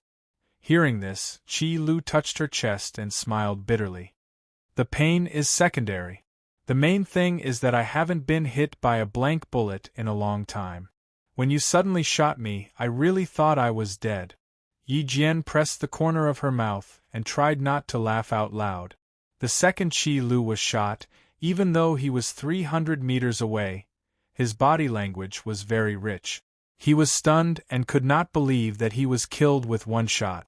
Yi Qian tried his best to control the corners of his mouth from rising too high for Qi Lu to see. He pretended to sigh helplessly. If I knew that we were targeting the recruits tonight, I definitely wouldn't have opened fire just now. I didn't think that you would suddenly appear and bump into the muzzle of my gun. I didn't want to bump into the muzzle of your gun either. Also, I found a blind spot for myself to guard against the blank bullet in your hand. but I didn't think that you would be able to kill me with one shot." Qi Lu's words made Yi Qian's expression turn slightly serious. She shook her head with a smile in her eyes. Her cheerfulness was swept away and replaced with a heavy gaze. "Wrong. For a sniper, there is no such thing as a blind spot. So, the blind spot that you think of is not a blind spot for me." Uncle Chern told her that the reason why snipers were feared was because they could find the enemy hiding in a blind spot and kill them with one shot. This was the strength of a sniper. She, on the other hand, had always strived to become a world-class sniper like Uncle Chern. Even if the place where Qi Lu was hiding was a blind spot, she would still be able to see his blind spot when she climbed up the tree and opened fire. Chapter 33:17. Qi Lu stopped smiling because of Yi Qian's words. He lowered his head in thought for a moment, then raised his head and nodded. "That is indeed the case. For a sniper, there are no blind spots. The shot I took tonight was worth it. Because he was also a sniper who needed to kill his target in one shot no matter where they were." Yi Jian reminded him because she knew that he was a sniper. Seeing that he suddenly realized what she meant, she couldn't help but smile. She smiled until her eyebrows were curved and her eyes were watery. "Does that mean that I've made up for my mistake?" "Ha ha ha ha, not at all. You only have merit, not fault." The playfulness in her tone made Qi Lu laugh quietly. Although she had only worked with her once, the female soldier Qin Niao gave her the impression that she was extraordinarily confident. She was a heroine. Meanwhile, the two bound sentries clearly heard the conversation between the two of them. Only then did they realize that everything had been arranged by their captain. The ones who had knocked them unconscious and carried them away, shocking everyone to the point where they couldn't fall asleep, were the veterans. The veterans took away the two sentries without any of the recruits noticing. If they were real outlaws, what would the result be? The result was chilling. Qi Lu glanced at the two recruits, who suddenly shifted uneasily. Her gaze was different from the calm she had when she was talking to Yi Qian. Instead, there was a thin layer of cold light. Now, they should know how much they are worth. Did they really think that they could carry guns onto the battlefield just because they joined the team?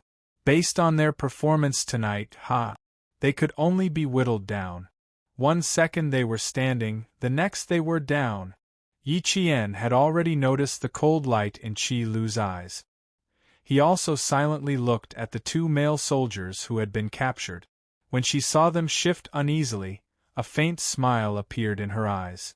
Operation Sea Blood was indeed a good way to spur the recruits to work hard. He did not discuss further with Qi Lu. On the other side, Bai He and Xue Ying were fighting with soldiers number 2 and 4. Their moves were swift and fierce, as if they were fighting an enemy. Furthermore, they were using military daggers. After a few rounds, Yi Qian could see that male soldier number 2 was clearly stronger than male soldier number 4. Every move he made was swift and fierce, and they were all killer moves. They attacked directly and rarely defended. Male soldier number 4 was strict in defense. He didn't have the swift and fierce aura of male soldier number 2 and preferred to attack in a roundabout way. From this, it could be seen that he was a person who thought before he acted. This type of male soldier was more suited for backline combat, while male soldier number 2 was suited for assault. But the special forces that the Snowfield Brigade needed were capable of backline combat as well as assault. The good thing was that the recruits had a good foundation. Once they were trained hard, it wouldn't take long for them to reach Captain Xia's requirements. But, before they could reach Captain Xia's requirements, they would have to suffer a lot. Before he could finish thinking, Yi Qian saw Bai He kick male soldier number 2's thigh. Male soldier number 2's figure swayed and crashed into a tree behind him. When he crashed, Yi Qian saw that his movements were clearly sluggish. It could be seen how hard and powerful Bai He's kick was. Male soldier number 2, who came from the Air Force, was famous for being ruthless in his own company. His best achievement was when he single-handedly attacked an entire company during a drill. He single-handedly wiped out half of the company's military strength.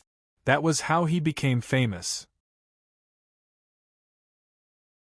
Chapter 33:18. Such a ruthless character would not be defeated so easily. He slammed into a tree and saw the enemy's knife coming at him. He leaned to the side and hugged the pine tree with both hands. Using the strength of his hands to support himself, he lifted his right leg that was hidden in the snow and kicked the enemy with the knife. Clearly, he had underestimated Bai He's strength.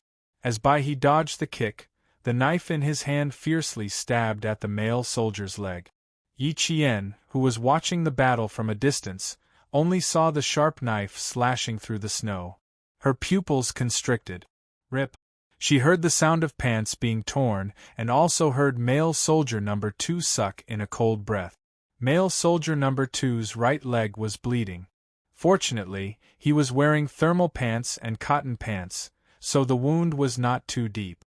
Even so, he still felt waves of pain in his leg. His face contorted in pain as he growled, "You are veterans." From the martial arts, he could guess who it was that wanted their lives. Every single one of his moves was a deadly move, and he didn't show any mercy at all. Are these veterans crazy? Shooting and stabbing, what were they trying to do? Bai He, whose identity had been guessed, laughed softly. What else could it be? Do you really think they are a bunch of fugitives? If they were, do you think those 2 rookies would have a chance to survive? 2 rifles and 10 rounds of live ammunition. That's enough to make you suffer. Even though he was talking, he did not stop attacking. When he reached male soldier number 2's side, he started to struggle. Soldier number 4 was having a harder time. His whole body was pressed into the snow, and below his neck was a military combat dagger that glinted coldly. Shuang, who was holding the dagger, had a fierce look in his eyes. He kept using his arm to stab the dagger at male soldier number 4's neck. He used a lot of force, so much so that male soldier number 4 kept struggling in his throat. He used his arm to stop the dagger from stabbing him. At this time, male soldier number 4 had a vague idea of who wanted his life. Every move they made was meant to take someone's life. They were ruthless and cruel. When fighting with them, one could not help but think of a terrifying animal, a wolf. Once a wolf set its eyes on its prey, it would not give up easily. It would keep pestering its prey until it was exhausted, and then wait for an opportunity to kill it. And he was now the prey in the eyes of the wolf. He did not doubt that he would be stabbed by the dagger at all. Therefore, he had to give it his all. He would fight it out with him. Soldier number 4, whose eyes were filled with ruthlessness, suddenly roared and grabbed Shuiying's wrist, using his greatest strength to pull it apart bit by bit. "Give up struggling, rookies," Shuiying said coldly. There was not a trace of emotion in his voice. "Didn't you want to go to the battlefield with a gun? Tonight, I will let you experience what it is like to be on the battlefield." What it was like to be on the battlefield. It was the taste of death. It was the taste of racing against the Grim Reaper. It was the taste of hearing bullets and cannons exploding beside him, but he was powerless to do anything about it. The 18 male soldiers were taught a lesson by the 7 veterans. When the 18 male soldiers saw how the veterans treated their enemies so fiercely, they instantly understood why the veterans disdained their challenge. The veterans looked down on the challenge of hitting a rock with an egg. Chapter 33:19. Blood slowly seeped out from between number 4's fingers, but before it could completely seep out, the blood froze due to the low temperature. When the cold, bone-piercing dagger was pressed against his neck, when the sharp blade cut through his skin, he really thought that he would die in the hands of the veteran in that second. In that second, he saw the arrival of the Grim Reaper, with a ferocious smile on his face, waiting for him to be killed by the veteran, waiting to take away his soul. Until the dagger in the veteran's hand lightly grazed his neck, even though the sharp pain was felt, It made him feel like he had survived a disaster. He was not taken away by the Grim Reaper, he was still alive. "How do you feel?" A clear voice came from above his face. Number 4, who was lying flat on the snow and gasping for breath, moved his stiff eyes and blinked lightly. He saw a black shadow looming over him and nodded in a daze, replying, "I feel like I've taken a walk through hell, it feels terrible." After he opened his mouth, he realized his voice was hoarse. He was shocked, speechless. Yi Qian looked down at Number 4, who had narrowly escaped death, and reached out his hand. "Come, get up first." "No, thank you, I want to lie down for a while more." Number 4 shook his head. As he slowly came back to his senses, his eyes were filled with complicated emotions. He just wanted to lie down and feel what it was like to be pressed into the snow again. Yi Qian half squatted, his gaze narrowed as he looked at Number 4, who was slowly coming back to his senses. "I've seen how the veterans kill their enemies. As long as they show their daggers, they'll definitely kill you in one move. They won't fight with you for too long. Just now they were kind enough to show mercy. If you were a real enemy, the veterans wouldn't even give you a chance to speak. They'll pull out their daggers, and when they retract them, their HP bar will be full. You won't even know how you died." Number 4 opened his eyes and stared at the sky. Snowflakes fell on his face and into his eyes. After a while, he said softly, "The veterans aren't old, we're too far behind them. Only after experiencing it in their hands would they know how powerful the veterans were and how ignorant they were." Yi Qian smiled. "You're not weaker than them, you're just lacking a little bit of experience. Alright, get up. They've already packed up and left. It's time for us to return." It was time to return to the camp. She had to go back and see how many recruits were injured. "You two, help them up."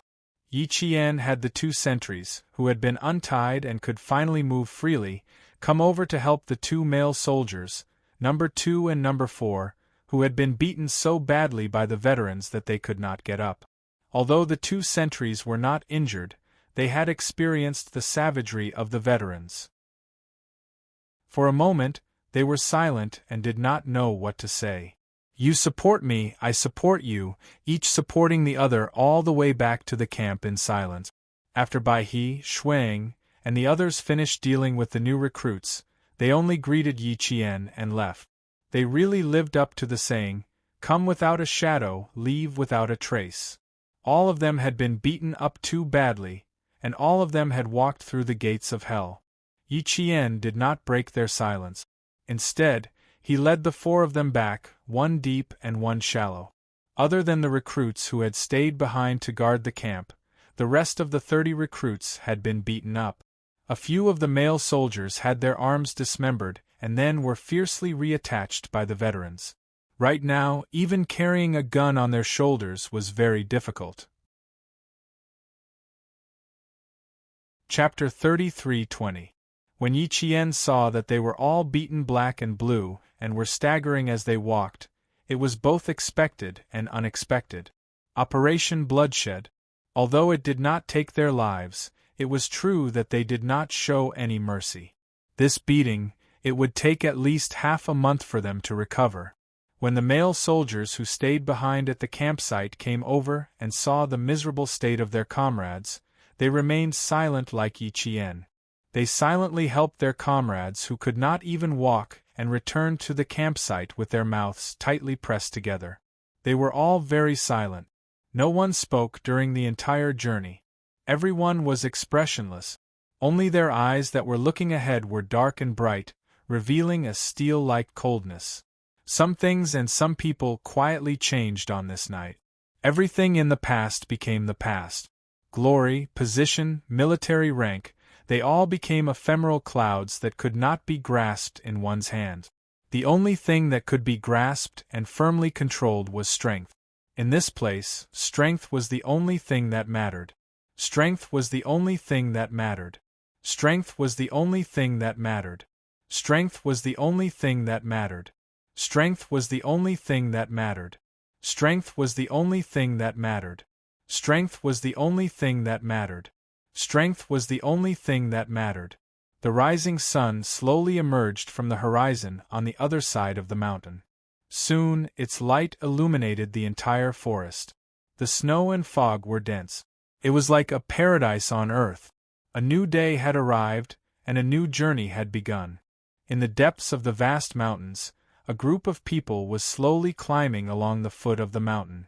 Above them, a helicopter was hovering. Xia Jinyuan, who was sitting in the helicopter, opened the cabin door and looked down with a pair of binoculars in his hand. Descend another 10 meters. He looked down and felt that it was still not clear enough. He then asked GK, who was piloting the helicopter, to lower the helicopter's altitude until he could clearly see everyone below through the binoculars. Then, he asked the T-6 helicopter to maintain the altitude. He then handed the binoculars in his hand to a high-ranking leader who was also sitting in the helicopter. Come and take a look at them. They're really fine, Xia Jinyuan said helplessly as he handed the binoculars over. They can still walk. They're crawling and rolling. You'll know when you see them. Major General Yang forcefully pulled the binoculars from his hand. At the same time, he glared at Xia Jinyuan, who was still smiling at him. If anything happens to them, you'll be the first to suffer. Yes, you're right. So, how would I dare to let anything happen to them? Xia Jinyuan secretly rubbed his eyebrows in the face of Major General Yang, who had rushed over from Beijing overnight for fear that he would do something to the new recruits.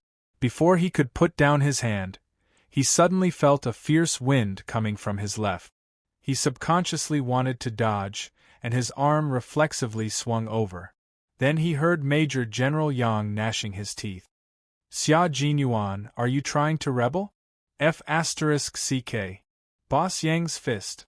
Xia Jinyuan retracted his fist almost instantly. His whole body was pressed down by Major General Yang. Worst of all, his handsome face was crushed so hard by Major General Yang's elbow that his facial features were squashed and deformed. Calm down. Xia Jinyuan, who had been lectured by his old leader, could not even speak clearly. His head was pressed down, but there was nothing wrong with his brain. He hurriedly said, Calm down. Anger is not good for your health. Major General Yang did not let go. Instead, he pressed down even harder, to the point that Xia Jinyuan found it difficult to breathe. You have to help each and every one of them walk, and you call this good? Xia Jinyuan, you're really brave. Major General Yang was furious. Yesterday, this kid had mentioned to him that he wanted the new recruits to see blood. At that time, he was confused and did not know what was going on, so he agreed in a muddle-headed manner. Chapter 33:21. After he was done, he finally managed to catch his breath and rest. He suddenly remembered that this kid had given him a suggestion during the day. The more he thought about it, the more he felt that this matter was not so simple. He quickly called the base, but he didn't expect that Zhang Jinyang would directly tell him that the 30 recruits had already left and that his plan had already started. It was not appropriate to change military orders, so he had to continue no matter what. This kid had always been a stubborn person. He thought that the original plan could not be easily changed, so he didn't insist. He just repeatedly reminded him to be mindful of the severity of the situation and not to beat the 30 recruits until they all wanted to return to their original unit. After hanging up the phone, he was still worried, so he decided to rush to the base overnight. Now that he saw the recruits who even needed to walk with each other, Major General Yang's anger erupted like a volcano. He directly put down his most prized subordinate and was seething with anger. Xia Jinyuan, who was pressed down, did not panic at all. He even laughed in a muffled voice and said, When we were beaten to the point where we couldn't get out of bed the next day, you didn't feel any heartache. Why do you feel heartache when it comes to them? Major General, let's talk nicely. A gentleman uses his mouth, not his fists. Besides, my comrades are on the helicopter. You should at least leave me some face. In addition to Major General Yang and Xia Jinyuan, G3 was also accompanying them on the helicopter. At this time, G3 very respectfully turned his face to the side, not wanting to see how comical their captain looked when he was pressed down by the Major General. Major General Yang himself was also a member of the Snowfield Brigade's Special Forces. Even though he was now in a high position, his skills were still quite good. In addition to his duty, Xia Jinyuan did not dare to be too presumptuous and embarrass Major General Yang. He could only be pressed down until his facial features hurt. If I don't keep an eye on you, you'll train them to death. Although his voice and expression did not change, Major General Yang still let go of his hand. These people took so long to pick out. They are all moldable talents. Kid, if you beat them away, where are you going to find an equally outstanding elite soldier? I don't care about how hard their training is. I just can't stand your eager way of improving. Xia Jinyuan rubbed his face, which was hurting from being squeezed.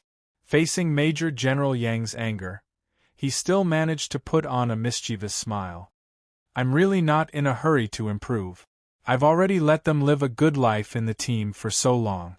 If it weren't for the fact that they didn't fall behind in training, with their attitude, I wouldn't want any of them, no matter how outstanding they are.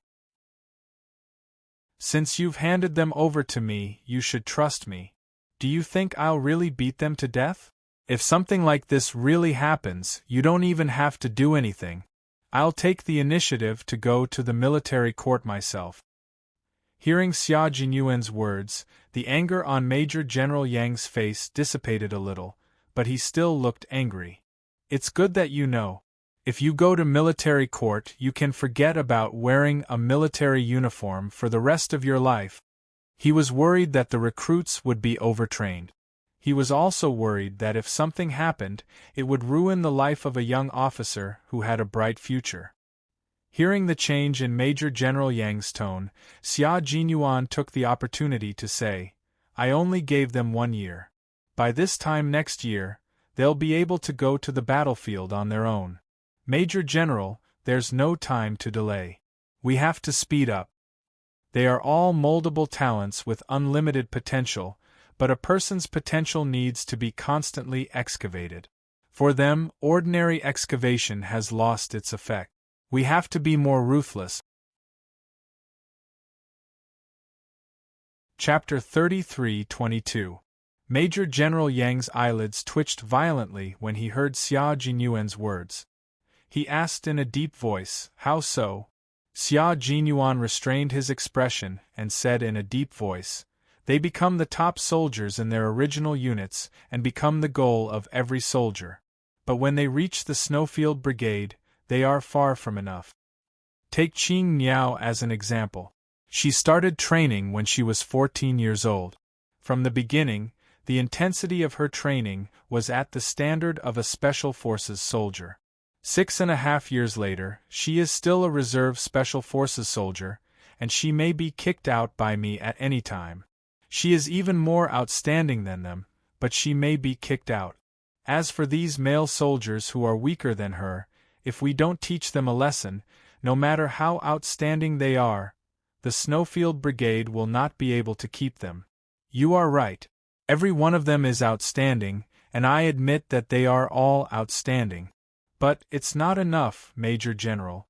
It's really not enough. His voice gradually faded away. The helicopter rumbled and Xia Jinyuan said something again. Suddenly, the G3 soldiers who had turned their heads to look outside turned back and fixed their eyes on their captain. They saw the solemn expression on his face. Major General Yang sighed softly after a long while. Then, he said, It's fine as long as you know what you are doing. I will leave them to you. I will make them qualified Special Forces soldiers. Xia Jinyuan closed the cabin door and ordered the T-6 soldiers to fly back to the base. On the ground, Yi Qian raised his head and looked at the helicopter that was hovering above his head a moment ago. His clear black eyes under his goggles smiled slightly. Captain Xia must be on the helicopter. When the helicopter descended just now, he must have wanted to see how the male soldiers who had just escaped death were doing. He had always been very concerned about his comrade. The progress of the 80-kilometer cross-country trip was a little slow tonight, but no one gave up. They gritted their teeth and carried the 20 kilograms load. They didn't put down their backpacks even when they were tired. They just leaned against a tree and rested for a while before continuing to walk. Qing Miao said that it was already very good that they were only traveling on foot. When she and the veterans were training in winter, they had to engage in various maneuver operations and face all kinds of unexpected situations. Those situations were not the same as when they were practicing in the original army. It was as real as being on the battlefield, and they could not relax for even a second. What kind of training did the veterans receive? Nowadays, the male soldiers no longer thought that they were overqualified. Instead, they thought about how to become qualified veterans and be able to receive the same training as the other veterans. They yearned for greater strength and to become as powerful as the veterans in the special forces. King of soldiers, this was their goal. By the time they returned to the army, it was already 4:00 p.m., which was 2 hours earlier than Xia Jinyuan had expected. He said to Major General Yang, who had not left and was waiting for the new recruits to come back, "Look, they are stimulating their potential. This is the performance that a top soldier should have. Major General, on the road to becoming a strong soldier, you need to constantly train hard and practice hard. You need to fulfill your mission with actions and use your sweat every day to irrigate the road to becoming a strong soldier. Only in this way can you never forget your original intention and always move forward courageously. I hope that one day the Snowfield Brigade can become the world's top special forces. I hope that this day will be achieved by the joint efforts of our comrades." Chapter 33-23. As Xia Jinyuan's deep voice became increasingly cold, Major General Yang was completely captivated by his words. "I have to remove all traces of the original unit from their bodies. I have to scrape them clean, leaving no trace behind. Only then can they continue to develop their potential. Only then can they truly see themselves as new recruits who need to start afresh. They can truly understand how to be a qualified Special Forces soldier after joining the Snowfield Brigade. We have no end. Every day is a starting point. When one day ends, a new day, a new beginning, and a new journey begins. I need them to understand that even if the glory happened yesterday, it is already in the past. We only have today and the future. We must never look back and miss the glory of yesterday." After Xia Jinyuan finished speaking, Major General Yang patted him heavily on the shoulder. After a while, Major General Yang's hand stopped on his shoulder and patted him lightly again. Then, Major General Yang sighed with relief. "You will become a great commander and the pride of our army. In the future, I will not ask about the new recruit. I will leave this Special Forces unit to you." There was no reason not to believe in a young soldier who had never forgotten his original intention and who had always strived hard for a strong army. He had always been working hard and using practical actions to demonstrate the perseverance that a modern soldier should have. Major General Yang waited until 4:00 in the afternoon. He stood in front of the 30 male soldiers and said in a deep and cold voice, "I am very relieved to leave you in his hands. Although your initial performance was average, your captain told me that he will uncover your unlimited potential one by one. He will train you to become qualified Special Forces soldiers of the Snowfield Brigade. I am very much looking forward to the arrival of this day. Tell me, do you have the confidence to overcome all difficulties and become qualified Special Forces soldiers?" From the depths of the towering mountain came the male soldiers' answers that were more majestic than the mountains and deeper than the sea. "We have confidence. We have confidence." They had confidence that they would become qualified Special Forces soldiers. They had confidence that they would become Special Forces soldiers as powerful as the veterans. Yi Qian's voice also joined in. His voice was mighty and earth-shattering, soaring straight into the clouds. She had always been confident that one day she could become a powerful special forces soldier like a veteran. She had always believed that one day she would be able to advance and fight side by side with the man she loved. Today, she had walked into the base of the Snowfield Brigade. She had walked into this mysterious special forces unit, and she was even closer to him. Yi Qian shouted loudly. Her eyes were as bright as the stars and her face was as bright as the moon. Xia Jinyuan, who was standing in front of her, could not help but look at her for a while. Perhaps it was because of the confidence in her voice. Xia Jinyuan, who had always maintained a serious expression, smiled. The young soldier, who was as tall as bamboo and proud as a pine tree, revealed a smile brighter than the sun. The voices of the recruits reached the ears of the veterans. Hearing their voices, the veterans couldn't help but laugh. It's good to be young. You have a fighting spirit. Ha ha ha, it's good to have a fighting spirit. Q King still has a way. Look, all of them are like awakened lions, shaking their fur. Shivering Lion has scared you, right? There's still more to be scared of in the future. This group of new recruits aren't to be trifled with. They've been tormented awake by Q King. We can take it easy now. What do we take it easy for? There's no need to take it easy. Just watch quietly. I'm really looking forward to new comrades joining us. After all, I'm King sick of watching you guys every day. The veterans laughed loudly. They were also optimistic about the recruits' abilities. After all, they were all elite soldiers. They weren't bad. Chapter 33-24. When the veterans heard that, they felt that the recruits were finally getting on the right track. But to Xia Jinyuan, who wouldn't know how to put their lips together, humans relied on their mouths to make a living. No matter how beautiful the words they said were, they were still just words. Therefore, after Major General Yang left after encouraging the recruits, he stood in front of them, whom the recruits both hated and loved. He casually glanced at the high-spirited male soldiers and said with a half-smile, "For now, I don't have much confidence in you guys. At the very least, I can't see any redeeming qualities in what you've done. I won't be able to change my prejudices against you for the time being. It can't be helped. Who asked you to leave such a deep impression on me? Just like the impression I left on you, I won't be able to change it for the time being. I don't care what impression I've left on you. On the contrary, you need to care about what impression you've left on me.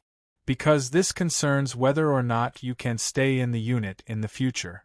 Those who leave a bad impression on me, those who make me feel dissatisfied, those who aren't good, those who I can't stand, I'm sorry, everyone. You can go back to where you came from. I won't keep you any longer." The captain in front of them stood in the setting sun, revealing a mouthful of white teeth. The words that came out of his mouth made them so angry that the roots of their teeth itched. They really wanted to pounce on him and tear off a piece of his body. But no matter how angry they were, they had to admit that what he said was the truth.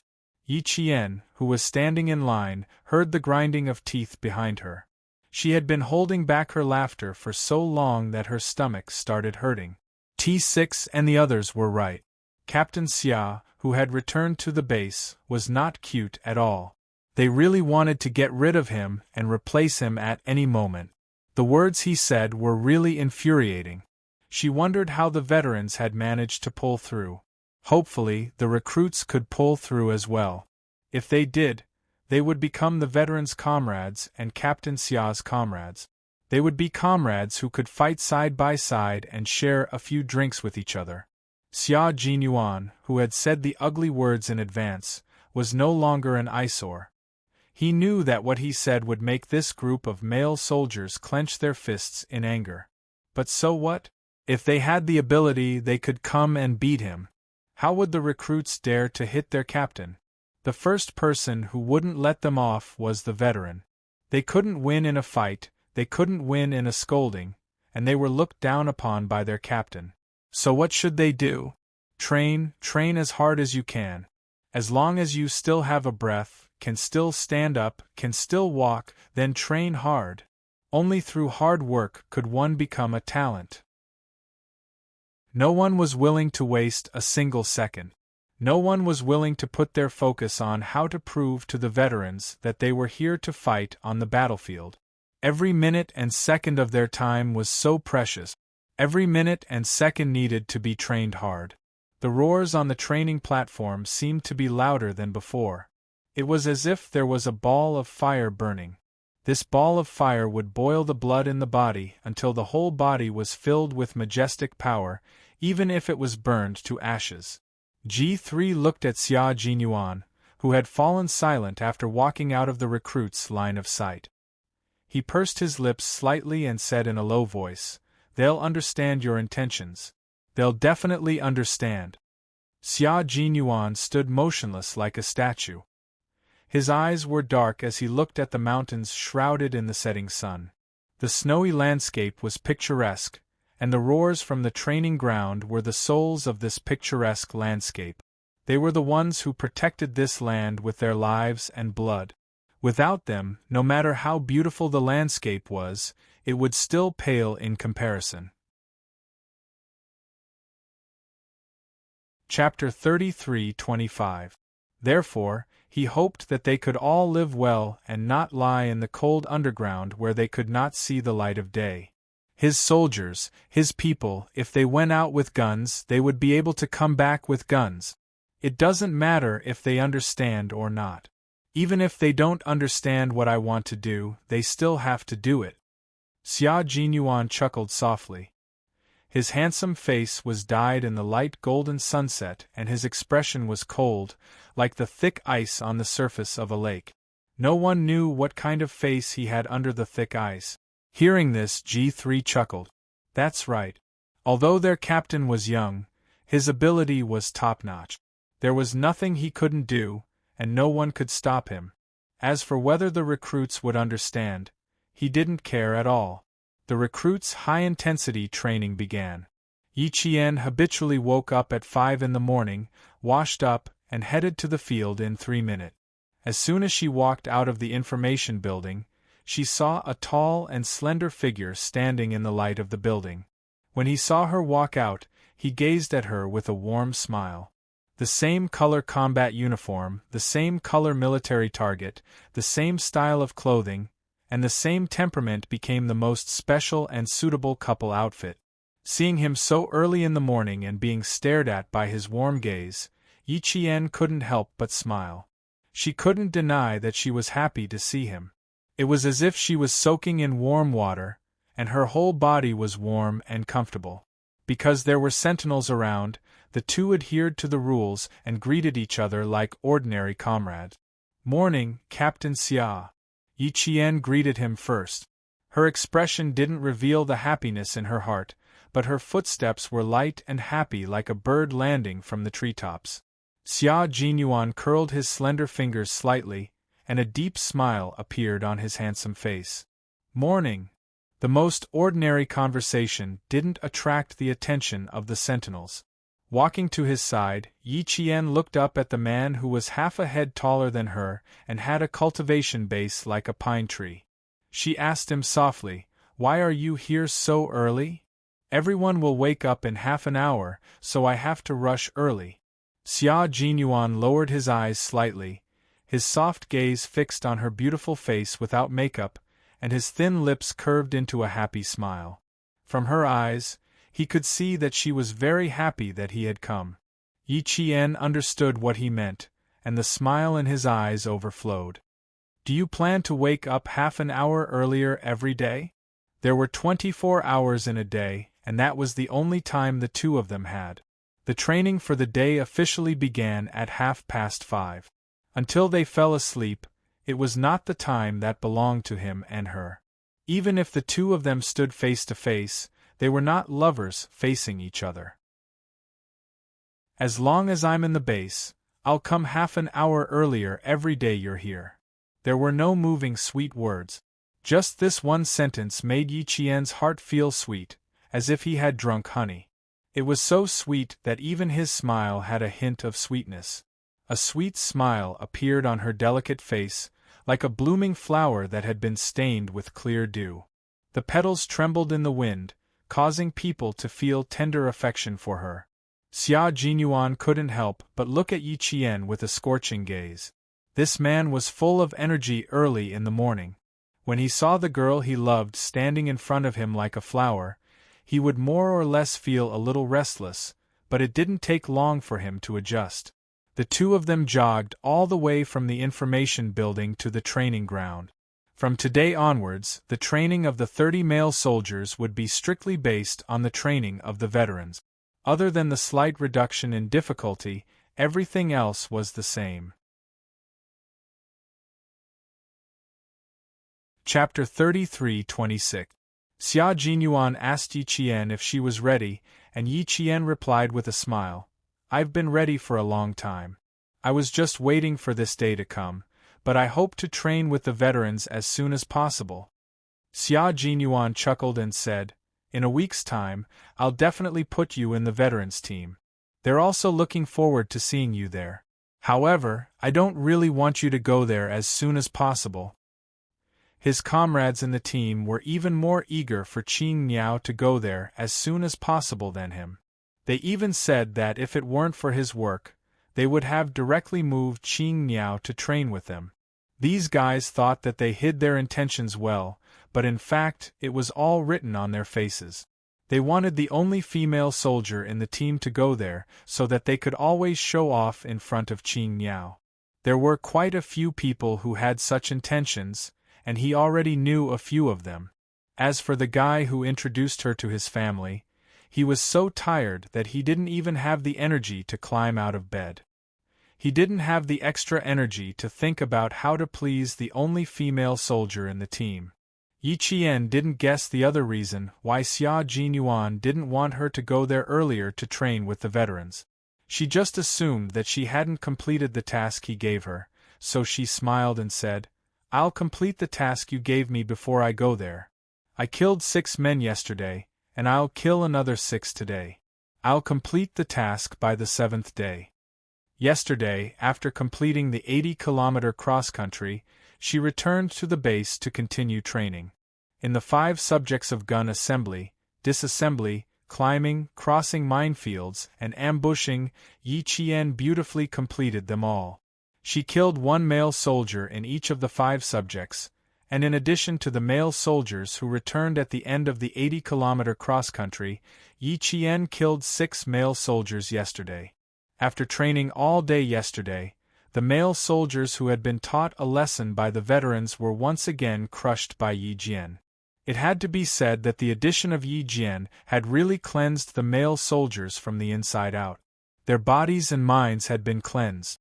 Xia Jinyuan was very satisfied with the current progress. Based on yesterday's analysis, he could see that the male soldiers were more persistent and resistant to training than before. Previously, he thought that a week was a little too short and that it would take at least 10 days for the male soldiers to better understand their own abilities. Now, it seemed that it wouldn't take a week. After today, it should be about time. Today is still the basic training. Continue to use your strengths, don't worry about what the male soldiers think. The combat skills training in the afternoon includes all kinds of grenades, rifle grenades, small caliber cannons, and anti-tank weapons. These are your weaknesses, so you need to train them well.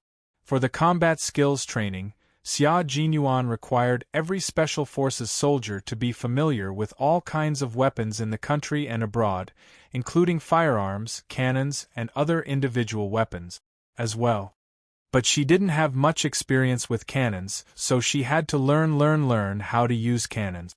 And cannons, she had to learn how to use cannons and cannons. And learn how to use cannons use Canis Familiar as AA, she had to know how to use cannons ons. This was not the basic training, but the routine training for the Special Forces soldiers of the Snowfield Brigade. No matter how good Yi Qian was, she still had to start from scratch. This was why Xia Jinyuan often said that if Yi Qian didn't perform well, he would still make sure that she couldn't join the team. Her foundation was very good, but she still had more practical training to master and more weapons to familiarize herself with.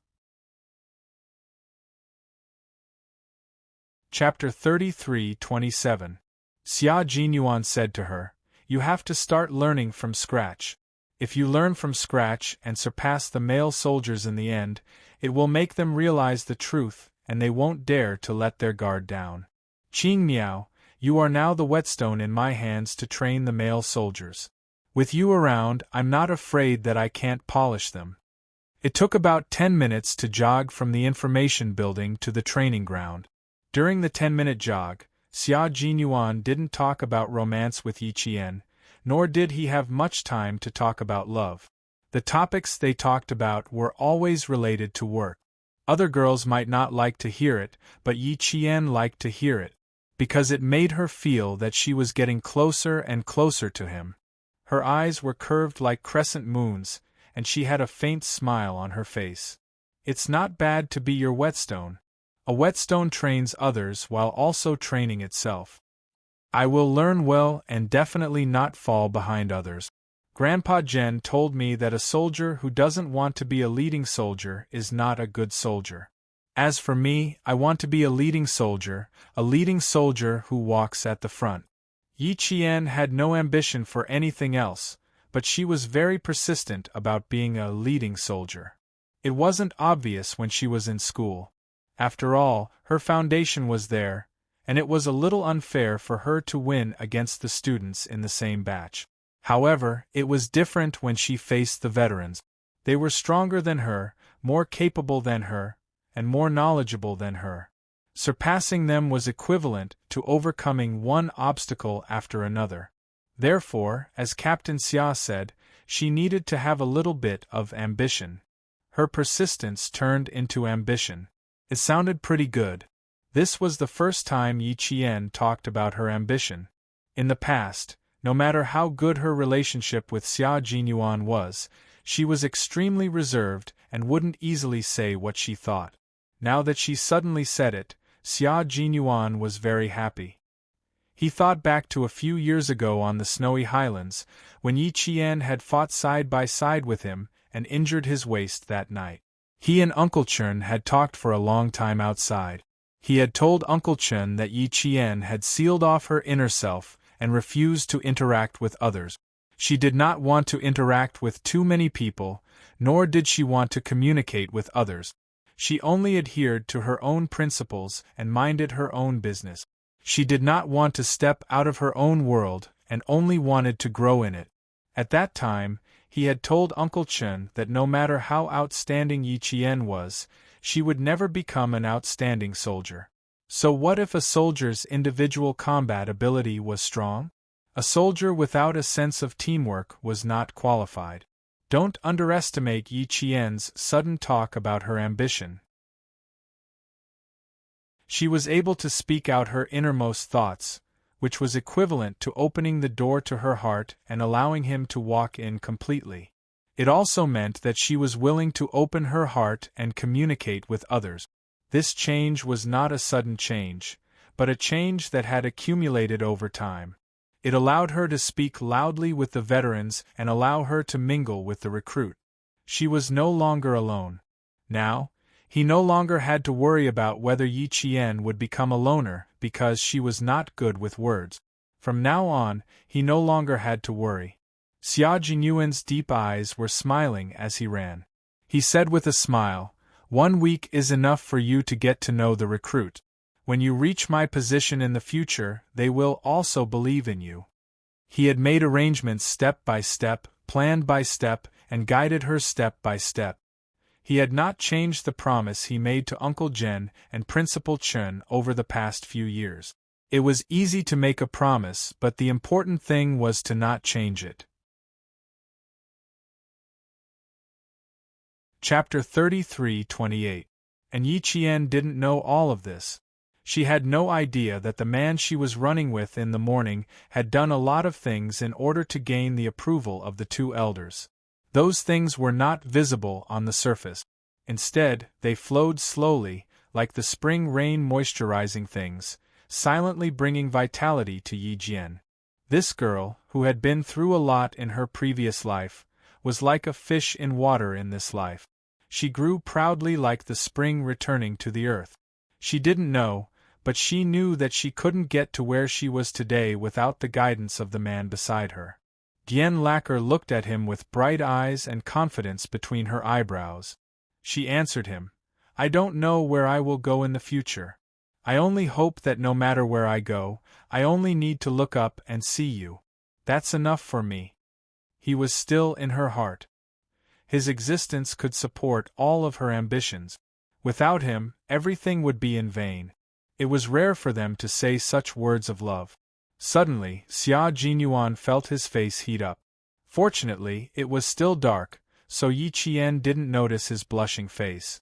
Xia Jinyuan, who was caught off guard by the words of love, coughed a few times before saying, "I will always be here. I won't leave you behind." Hearing this, Yi Qian's smile was as bright as the morning sun. His eyes were shining so brightly that Xia Jinyuan couldn't help but feel short of breath. His girlfriend was too beautiful, and he had entered a wolf's den surrounded by wolves. Xia Jinyuan felt a lot of pressure. Fortunately, his girlfriend was simple-minded and didn't think about love at all. In her eyes, other than him, she didn't even care about an outstanding man like Qin Xiu. This gave him some comfort and a sense of security. After accompanying Yi Qian for a few laps, the bugle sounded, signaling the beginning of the day's training. Everyone in the base had to gather within 3 minutes. When Yi Qian and Xia Jinyuan heard the bugle call, the two of them looked at each other and smiled.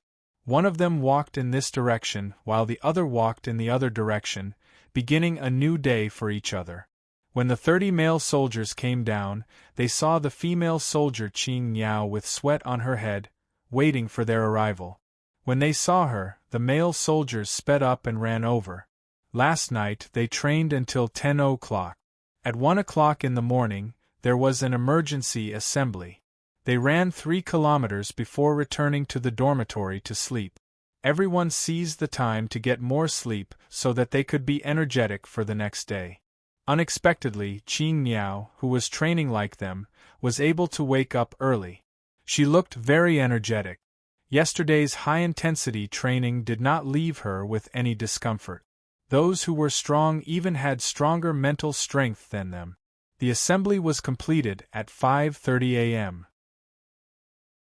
Everyone's feet and arms were tied with 5 kilograms of steel plates. First, they did a warm-up morning run. They didn't need to run for too long, just 5 kilometers. Yi Qian was very used to running with weights tied to her feet and arms. In order to train the stability of her arms, Uncle Chern would tie weights to her arms every time she held a gun. It was the same when she ran. When she first joined the Storm Commandos at sea, she easily finished her morning run on her first day wearing the special heavy shoes used to train the frogmen. At that time, she shocked the water ghosts of the Storm Commandos. Big Brother said that he paid special attention to her because he saw how easily she could finish her morning run in the special heavy shoes. That was why he started paying attention to her. As soon as she started running, the male soldiers who didn't want to be left behind followed closely behind. During the few months they had been in the Snowfield Brigade, they had undergone such basic training every day. They couldn't possibly lose to the female soldiers in even the most basic training. Chapter 33:29. The male soldiers wanted to sprint past the female soldiers, but the reality was cruel. In the face of a female soldier who began cruel training at the age of 14, the male soldiers found that even if her limbs were tied with 5 kilograms of weights, it didn't affect her much. During the 5 kilometers run, she maintained a steady speed. She was never slow or fast. The male soldiers who sprinted past her were only a few hundred meters ahead of her before she overtook them again and fell behind her again. Basic training was to train the foundation. Often, the quality of basic training was the most direct reflection of the strength of a soldier. In the face of the female soldier, who could talk and laugh during the 5 kilometers run, the male soldiers could only give her a thumbs up. When she was about 1 kilometer away from the 5 kilometers run, a sharp whistle suddenly sounded. Instructor G3 stood on the all-terrain vehicle with a loudspeaker and shouted for the next training mission with a blank expression. Qing Niao, run! Late. She was still calculating how long it would take her to finish the remaining 1 kilometer run when her brain suddenly received another training mission. Without any pause, she turned around and ran toward the shooting range. Then, before the male soldier who reminded her to be faster could finish his sentence, he saw the female soldier Blue Bird turn into a gust of wind and run past his eyes with a whoosh. In the blink of an eye, she ran several dozen meters away. F***ck. This reaction. The male soldier swallowed his unfinished sentence, turned around, and ran toward the shooting range. Today we're shooting a G36 automatic rifle. The targets are triangular and serpentine. There are also a few radish targets that I don't know where they are hidden. There are peeled wax melon targets, unpeeled celery targets, and a few bottle cap targets. As for how many targets there are too many. I need to think. However, after you're done, I'll definitely remember how many targets there are. Boys, open your eyes wide. If you miss 1 target, you have to take off 1 piece of clothing. If you miss 2 targets, you have to take off 2 pieces of clothing. Some time ago, I heard that someone stripped down to his underwear. Today, boys, you have to be careful. We have female soldiers in the team. Although all of you are good-looking and have great figures, today is not the time to show off your figures. Cover your clothes tightly. If you really take them off until only your pants are left, it's actually quite embarrassing, isn't it? But it doesn't matter if you really have to strip until you're only left with a pair of trousers. Just treat it as cold training. G3, who was sitting on the all-terrain vehicle, held a loudspeaker and spoke expressionlessly. His tone was flat and did not fluctuate much, but the words he said inexplicably made people gnash their teeth. They really wanted to make a snowball and throw it into his mouth to shut his mouth. Yi Qian, who was running at the front, finally understood why the male soldiers had a love-hate relationship with the veterans. This kind of abnormal training style was really both love-hate and love-hate. The most important thing was the words that were said, "Haha, please allow her to laugh a few times unkindly." The words that were said were indeed powerful enough to anger people to death. He had inherited Captain Xia's teachings. Pigeon, who was driving, could not help but blush when she saw G3 talking about his underwear. She whispered, "Pay attention. Qing Niao is also listening. Image, we have to pay attention to our image." G3 grinned, turned off the loudspeaker, and replied to his comrade, "I don't care. Anyway, I'm getting married. I don't need to pay attention to my image in front of Qing Niao. It doesn't matter to you either. Your girlfriend has been warmed by you for several years. It doesn't matter if you don't have an image in front of Qing Niao." Chapter 33:30. His words reminded Pigeon. Thinking about it, it really did seem like that was true. The all-terrain vehicle nimbly drove across the uneven track. Pigeon said thoughtfully, "The 2 of us were chosen by Q King to be the instructors for the new recruits. Do you think he chose us because we both have girlfriends?" Last night, a few unmarried people volunteered to come over, but they were all ignored by Q King. Why do I feel that Q King deliberately arranged this? After Pigeon finished speaking, G3 sighed deeply. "Brother, you only realized Q King's arrangement now. Your reaction is a little too slow. There are a lot of bachelors in our team. You can find those who have girlfriends just by counting on your fingers. With so many bachelors suddenly having a beautiful female soldier, it's inevitable that they would be tempted. How can Q King not make proper arrangements and plan things out properly?" G3 was not a talkative soldier, but he still had endless things to say to his comrades. especially when it came to the topic between Xia Jinyuan and Yi Qian. He could be considered a witness, so he had more to say. After his pointers, the pigeon finally understood Q King's good intentions. He also found out about the relationship between his captain and Qing Niao by chance. After finding out, he kept it a secret until Qing Niao needed to come to their team. His captain suddenly asked him to come to his office. G3, K7, T6, V8, and J5, who had not been sacrificed at that time, were also there. They all had a small meeting in his office. What he meant was that after Qing Niao came to the team, he did not have to worry about her being his girlfriend. When she came to the base, Qing Niao's status was no different from his comrades. As the captain, he would not treat her differently. They would still do what they were supposed to do. So far, the captain had indeed treated everyone equally. As for stopping his single comrades from getting close to Qing Niao and preventing further development, he could understand. After all, he had done the same before.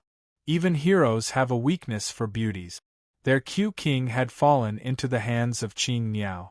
It was really worth it. G3 turned on the loudspeaker and began to roar again. "I'm sorry, I forgot to remind you just now. The guns used today are not normal. Previously, a few of us veterans used them and dismantled the G36 automatic rifle out of curiosity. Just in time for you to use it, we didn't have time to reassemble it, so we took out a bunch of parts from the warehouse. Remember to reassemble the guns before you finish your target practice."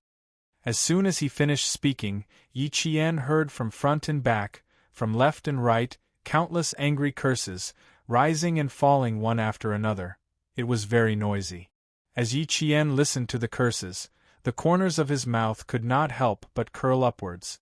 Although they were cursing, the male soldiers moved even faster. Finally, they reached the shooting range. The distance was exactly 1,300 meters.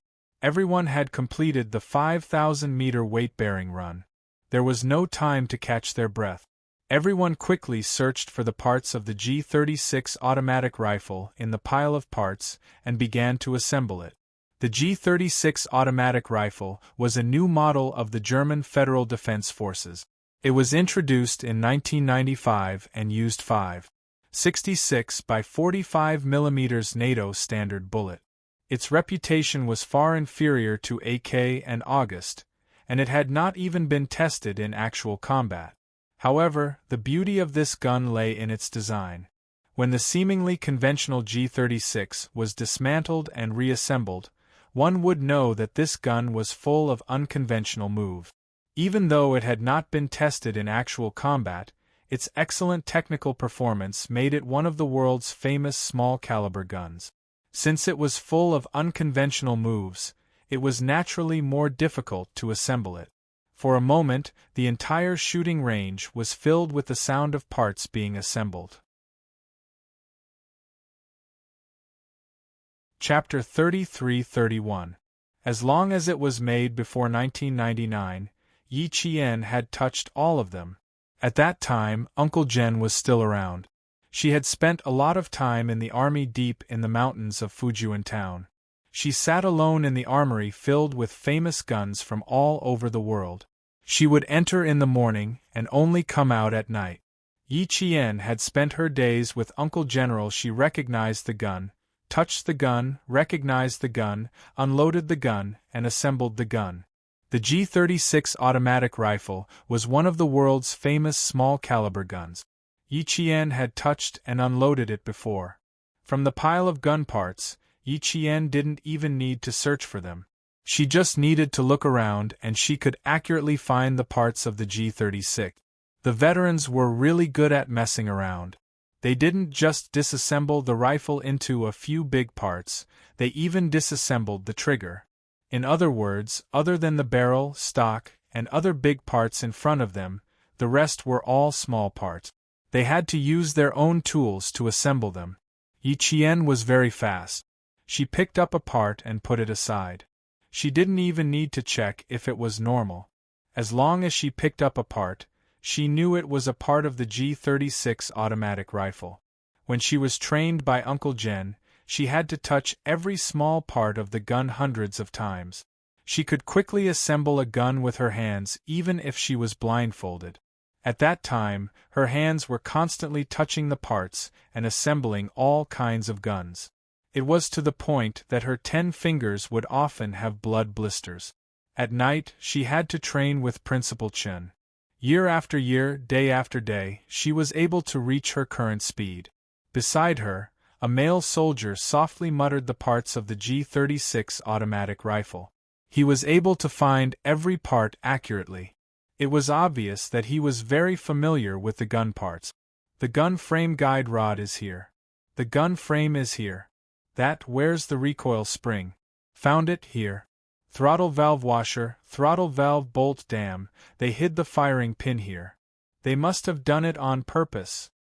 Sight bolt, sight spring, sight slide buckle spring, sight station slide buckle, sight station slide buckle, sight gauge. Here's the sight. What's left is the hammer drawed gun stock, lock spring, guide rod and fixed bolt. Alright, that's about it. Qing Miao, they've hidden all the small parts in the corner. Go to the corner and look for them. Just here. When the male soldier found all the parts and was ready to assemble them, he reminded the female soldier standing beside him. As he spoke, he raised his head. The rest of his words were stuck in his throat. There was no need to say it out loud. This was because the female soldier Qing Miao was already assembling the rifle. Her movements were fast and accurate. Her gaze swept across the pile of parts, and she reached out her hand to accurately pick up the next part that needed to be assembled. Her movements were as smooth as flowing water. It was as if this pile of parts had been marked in her heart, and she only needed to follow the mark to take them one by one. Yi Qian didn't even hear what the male soldier said. She was only focused on finding the parts one by one, picking them up and assembling them again. She was almost like this. The male soldier who wanted to remind her had a cold look on his face. He immediately lowered his head and focused on the parts in his hand. He had found all of them, and he only needed to assemble them. G3 and Pigeon's gaze fell on this male soldier. Pigeon opened the folder in her hand and slowly flipped through a few pages until she found the male soldier's personal information. Chapter 33-32. Not bad, they had also won awards. They had won first place in a gun competition held by the foreign military. They were familiar with all kinds of guns and ammunition and could use them skillfully. Major General Yang said that these soldiers couldn't be reduced anymore. He would lose sleep for a few nights and his heart would hurt for a few days if he lost one. It was true. All of them were so good. If they were really kicked out by Q King, he would also feel the pain. He handed the information to G3 and smiled. They are all talents. It would be painful to lose even one. Soldier 27 is quite fast. One look and I can tell he is an expert. G3 took the folder and looked at it. He then flipped through the information of the other male soldiers. They can't be bad if they can get the Major General's personal approval.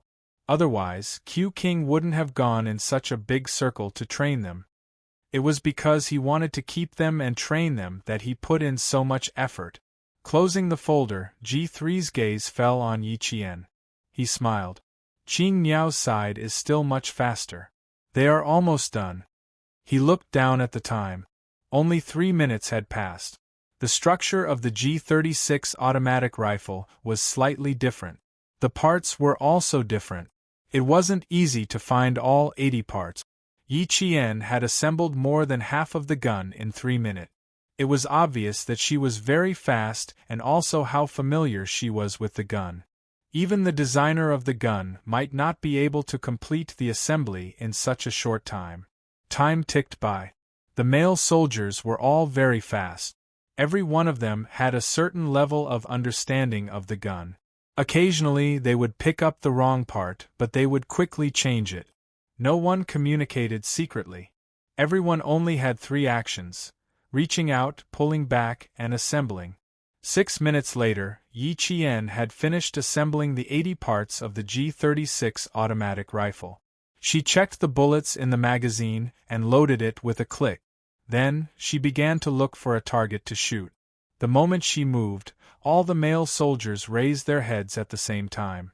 Seeing that she had completed the assembly of the entire gun, some of the male soldiers' mouths could not help but twitch fiercely. They were starting to wonder if she was really a military academy student. If all military school students were as good as her, they would all be in high demand in the military. 6 minutes. She won again. I want to confirm if she's really a military academy student. I've never seen a military academy student as capable as her. She's a military school student. She's one of those rare military school students. If every military school student was as powerful as her, the leaders would be laughing in their dreams. Let's not talk too much. Let's hurry up and see who can last until the last day to be defeated by her. After a few whispers of discussion, they no longer paid attention to the female soldier who had completed the assembly of the gun. If they worked hard, they would be able to reach her level one day. Soldier number 27 had already finished assembling his gun. Seeing that Yi Qian had not started shooting yet, he could not help but let out a sigh of relief. Following closely behind, soldier number 1 also finished assembling his gun. The two soldiers quickly headed to the shooting range. They had to hurry up. Seeing a few of their brothers being Qing Niao eliminated by the female soldier every day, to be honest, they did not feel good about it. Wanwan would sigh a few times before she went to sleep, guessing which of their brothers would be eliminated by her the next day. After a round of guessing, everyone realized that it was very likely that they would be eliminated the next day. Anticipating that they would be eliminated in advance was 100 times worse than being eliminated all of a sudden. Chapter 33-33. All the targets were on the shooting range, so everyone had to find them by themselves. The alien targets were easier to deal with as they just had to stand upright in front of them and aim. The most troublesome targets were the white radishes and peeled winter melons. Both of them were white, so when placed in the snow, it was as if they were wearing an invisible cloak.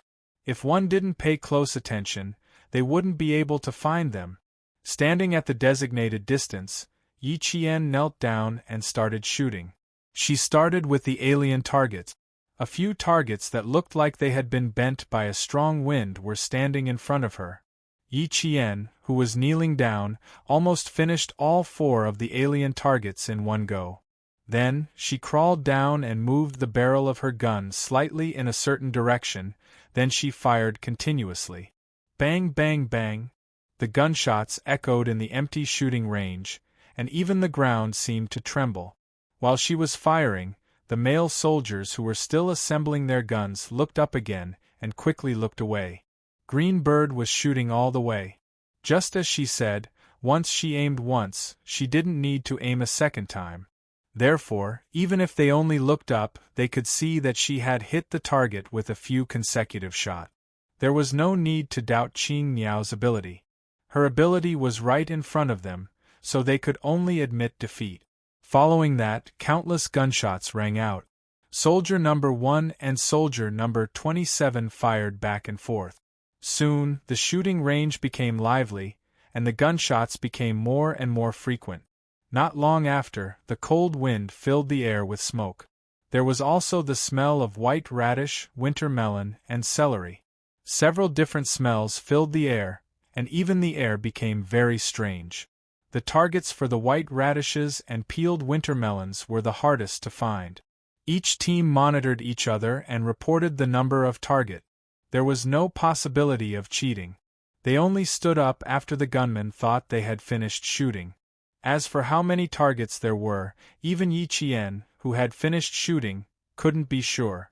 She had fired a total of 43 bullets and hit 43 targets.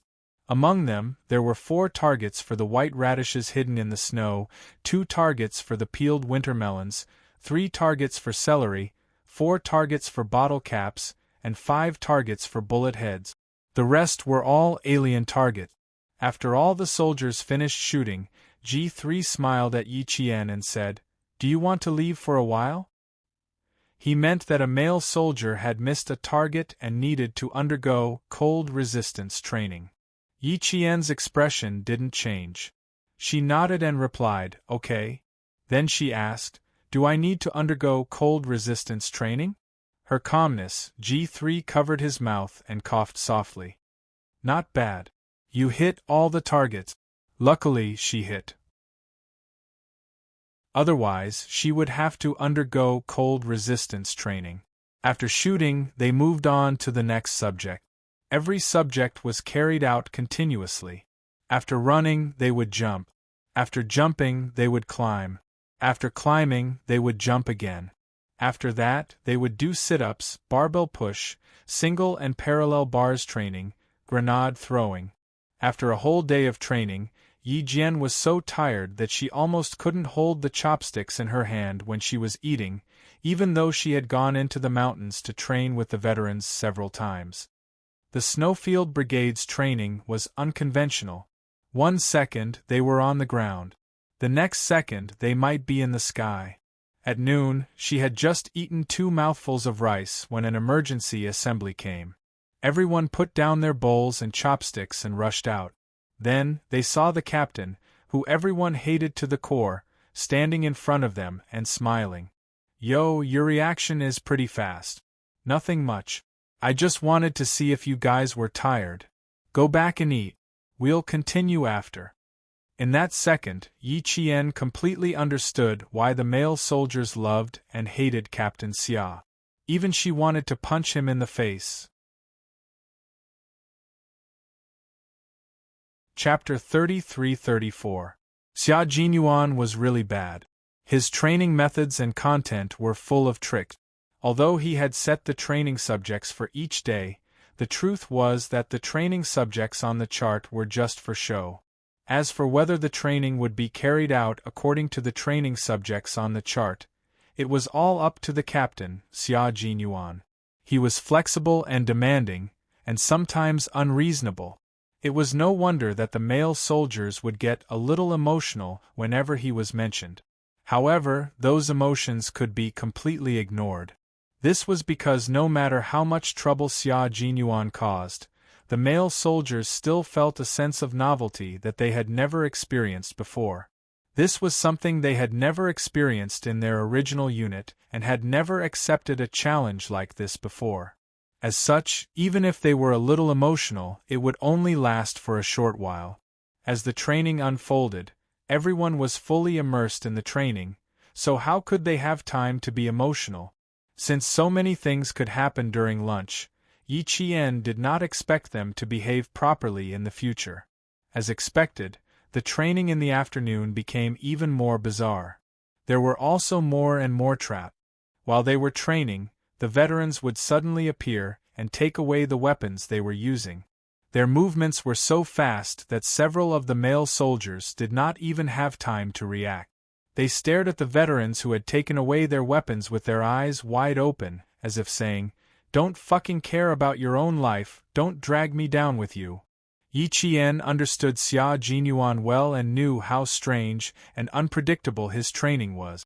When the T6 combatant suddenly appeared behind her and snatched the mortar shell from her hands, her brain reacted in unison with her fists, and her fist went straight for the T6 combatant's body. Soldiers and guns were the same. Similarly, soldiers and weapons were the same. If even the weapons in their hands were taken away by someone else, how could they hope to defend their position? She only thought that the weapons in her hands could not be taken away. Other than that, she did not have any other thoughts. Meanwhile, the male soldiers who did not react in time when their weapons were suddenly snatched away were in trouble. They had to carry the mortar shells and squat as punishment while scolding themselves. As for how they were scolding themselves, well, let's not talk about it. In short, they were afraid of embarrassing themselves when they were scolding themselves earlier, so their voices were extremely soft. Xia Jinyuan kicked them and scolded. You can't even protect your own weapons, and you're still afraid of embarrassing yourself? Take out the decibel meter. If you don't shout at the top of your lungs, you'll have to carry the shells for the rest of the day. He really did use the decibel meter. Xia Jinyuan only put it away after the male soldiers shouted at the top of their lungs. As they scolded themselves, they went all out and scolded themselves until their faces and ears turned red. Because of this, Yi Jian suspected that the reason why the veterans were so thick-skinned was because they had scolded themselves to be thick-skinned. The T6 combatant who did not manage to snatch the artillery shell chuckled at Yi Jian and said softly, "King Q is like a different person during training. Don't be afraid. As long as you don't make any mistakes and react fast enough, you won't get scolded." Due to the harsh, unreasonable, and cold-hearted training, Big Bro was given the nickname Demon King. As for Captain Xia, who was strange and ever-changing during training, his nickname could be called Pervert. She was only distracted for a moment, and suddenly, a magazine of live bullets rang out behind her feet. The bullets were too concentrated, and when they hit the wet mud, they splashed and dirted her back in an instant.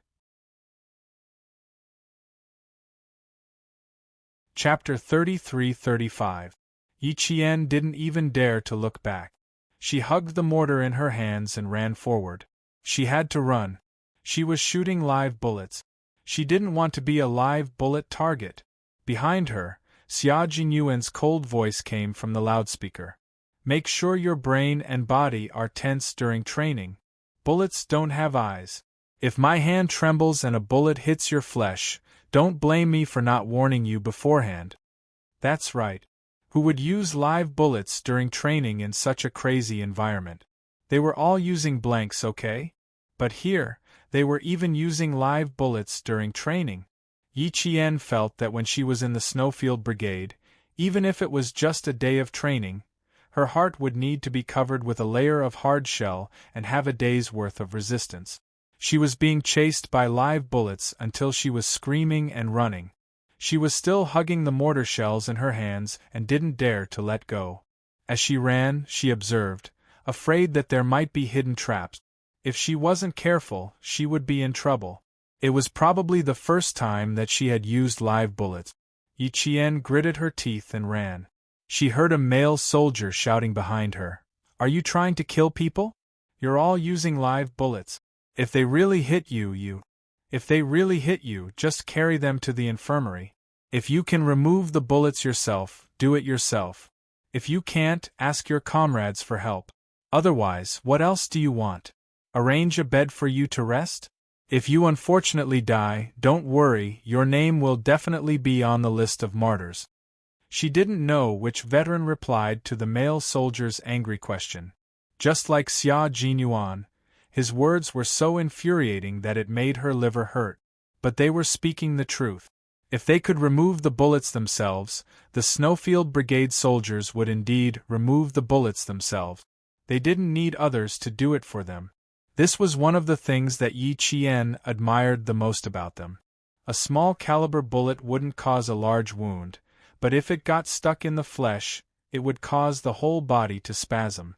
If it wasn't removed in time, the wound would become inflamed and suppurated. In serious cases, it could lead to sepsis or amputation. Therefore, if the bullet was left in the flesh, the Snowfield Brigade's Special Forces soldiers would extract the bullet themselves. Yi Qian, who was hugging the cannonball, did not say anything and just ran forward. But how could two legs outrun a four-wheeled all-terrain vehicle? The vehicle sped past Yi Qian, and mud splattered everywhere as the vehicle sped past Yi Qian. Then she heard a screeching sound and the car came to a sudden stop in front of her. She stopped running with the cannonball in her arms and looked at Xia Jinyuan, who was sitting in the car vigilantly. One of his long legs was on the pedals while the other was on the inside of the car. His posture was domineering and handsome, and his face with the goggles was so handsome that women would want to take a few more glances at him, but they would be too shy to look at him any longer. He was cool and handsome. At this moment, Yi Qian wasn't in the mood to admire the handsome and cool Lieutenant Colonel Xia. She only saw that his thin lips were pursed so tightly that they formed a straight line. His chiseled jaw was also tense. One look and she could tell that he was in a bad mood. Yi Qian couldn't help but swallow. "Do you feel good after defeating a few male soldiers every day for the past few days?" Xia Jinyuan, who was in a bad mood, didn't lose his temper. Instead, he asked Yi Qian with a half-smile, "Do you feel that they're all rookies and that you can defeat them with just a flick of your finger?" "No." Adhering to the principle that the more she said, the more mistakes she made, Yi Qian used the most concise words to answer the man who was in a bad mood.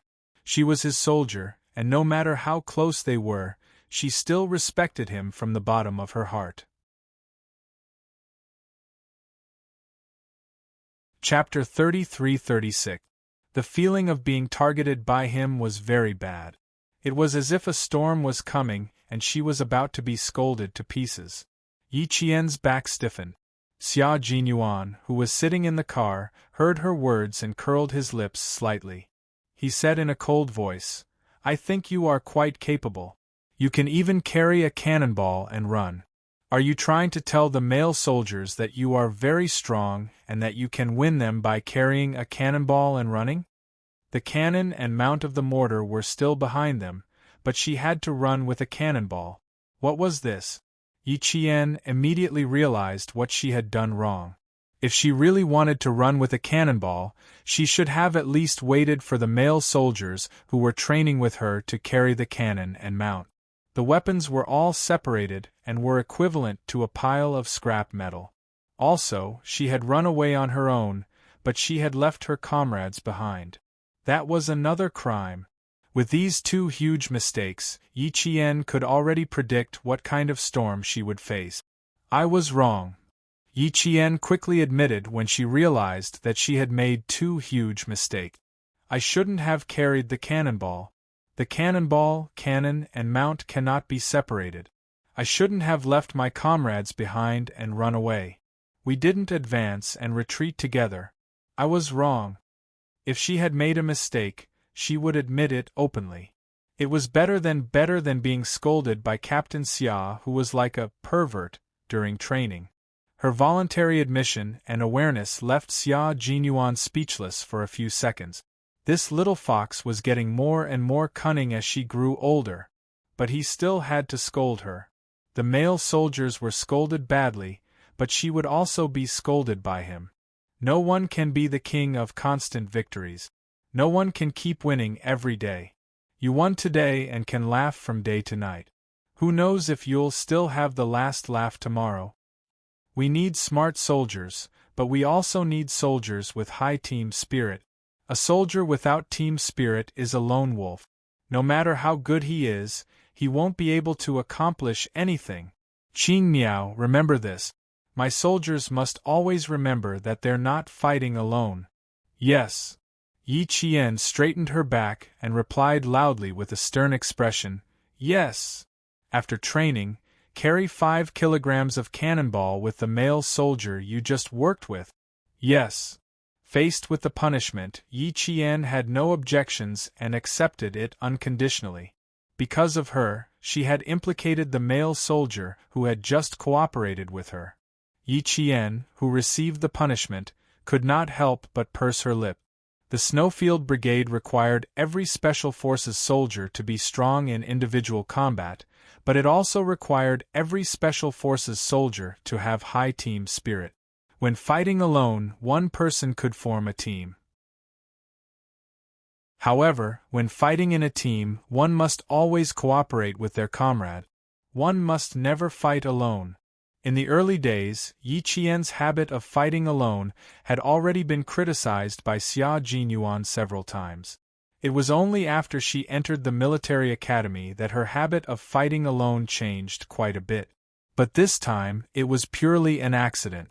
Because she was distracted for a moment and was hit by live ammunition, she subconsciously made a running motion. From this, one could see that she still needed more team training. Only then would she be able to cooperate well with any of her comrades in a team battle. Hugging the cannonball, she turned back and apologized to the male soldier who had cooperated with her just now. She also told him about the punishment she had received after the training, full of guilt. The male soldier expressed his understanding and said with a bitter smile, "At least you were able to realize that they were trying to steal our weapons. I was so King stunned at that time. I thought they were trying to stop us. Then, they suddenly fired a series of live ammunition. I was shocked. I thought they were loaded with live ammunition and didn't dare to move." Chapter 33-37.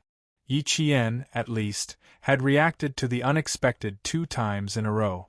The male soldier, on the other hand, knew that he had a bigger problem because he did not react in time at all. He had never encountered someone who would suddenly appear to snatch a weapon during training. Who would have thought that live ammunition would be fired at their feet? You don't have to blame yourself. This time, I'm responsible too. I reacted too slowly and did not coordinate well with you. Fine. If you punish us more, we'll learn our lesson. I thought about it. If we were suddenly attacked from the rear while we were fighting, based on my reaction just now, I would have been dead long ago. The male soldier who was carrying the gun mount and the metal plate had already finished his self-reflection. At the same time, he also realized his mistake and was willing to be punished. The live ammunition training was not over yet. Previously, there were still male soldiers protesting loudly. Later on, they did not say anything. If they did not move faster, they were really afraid that the live ammunition would hit them. The veterans sitting on the all-terrain vehicles held their guns. When they saw a male soldier moving slowly, they would immediately fire a few rounds. When the male soldier who was targeted by the live ammunition heard the gunshots, it was as if a string of explosions were hanging from the back of his waist. His movements, which had slowed down, sped up again. Climbing walls, jumping ditches, climbing trenches, climbing over iron nets, jumping into mud pits, carrying logs, all these physical training, coupled with combat training, Yi Qian had trained himself into a clay figurine. When the cold wind blew, he shivered and could feel the mud on his body turning into hard ice as the temperature dropped. His clothes, both inside and outside, had turned into hard ice armor, losing the softness of clothes. At 5 o'clock in the afternoon, the day's training ended. When he heard the sound of dismissal, it was like the sound of nature. Yi Qian, who had endured Principal Chen's 4 years of hell training, received a day of the Snowfield Brigade's regular basic training. After a day, his bones felt like they were falling apart. There was not a single part of his body that was unharmed. When he stood under the hot water to wash himself, it was extremely difficult for him to even raise his arms. His body was very tired, but his mind was very clear. He was even quite excited. This was the training of the Shui Brigade's Special Forces, and she was undergoing systematic training. They only had 5 minutes to take a hot shower. Yi Qian quickly finished his shower and changed into a dry combat uniform. He gathered at the cafeteria as the whistle sounded. 5:30 p.m. was the team's mealtime, and it was only 10 minutes. After dinner, there was a 20-minute break. At 6 o'clock p.m. sharp, everyone went to the information building to study theoretical combat knowledge. The special forces of each country carried out special missions, so they were bound to know much more than ordinary soldiers. The combat skills training could also be divided into technical training. In it, they needed to learn about special operations, enemy knowledge, military technology knowledge, computer knowledge and application, battlefield foreign languages, military topography, and other theoretical knowledge. These knowledge needed to be mastered and used in battle at any time. These were all things that Yi Qian and the male soldiers needed to learn and master. From 7 p.m. to 7:30 p.m., they would watch the news broadcast. After 7:30 p.m., the immersion combat training would begin and would not end until 12 o'clock p.m. Not only did Yi Qian have to study, but she also had to remember that she needed to beat 5 to 6 male soldiers every day. Therefore, she had to grit her teeth and strive to be the best in every subject training. She definitely could not fall behind. She worked hard, and the male soldiers also worked hard. Yi Jian spent a week of systematic training, while chasing after each other. After a week, it was time to announce the result. The male soldiers were nervous, and so was Yi Qian. Chapter 33-38. At this moment, the male soldiers realized that they were actually more nervous than when they were waiting for the selection result. They wanted to know if all their brothers had been defeated by the female soldier Qing Niao this week, if none of them had beaten Qing Niao. They really wanted to know what the results were. What were the results? Every male soldier was more or less nervous.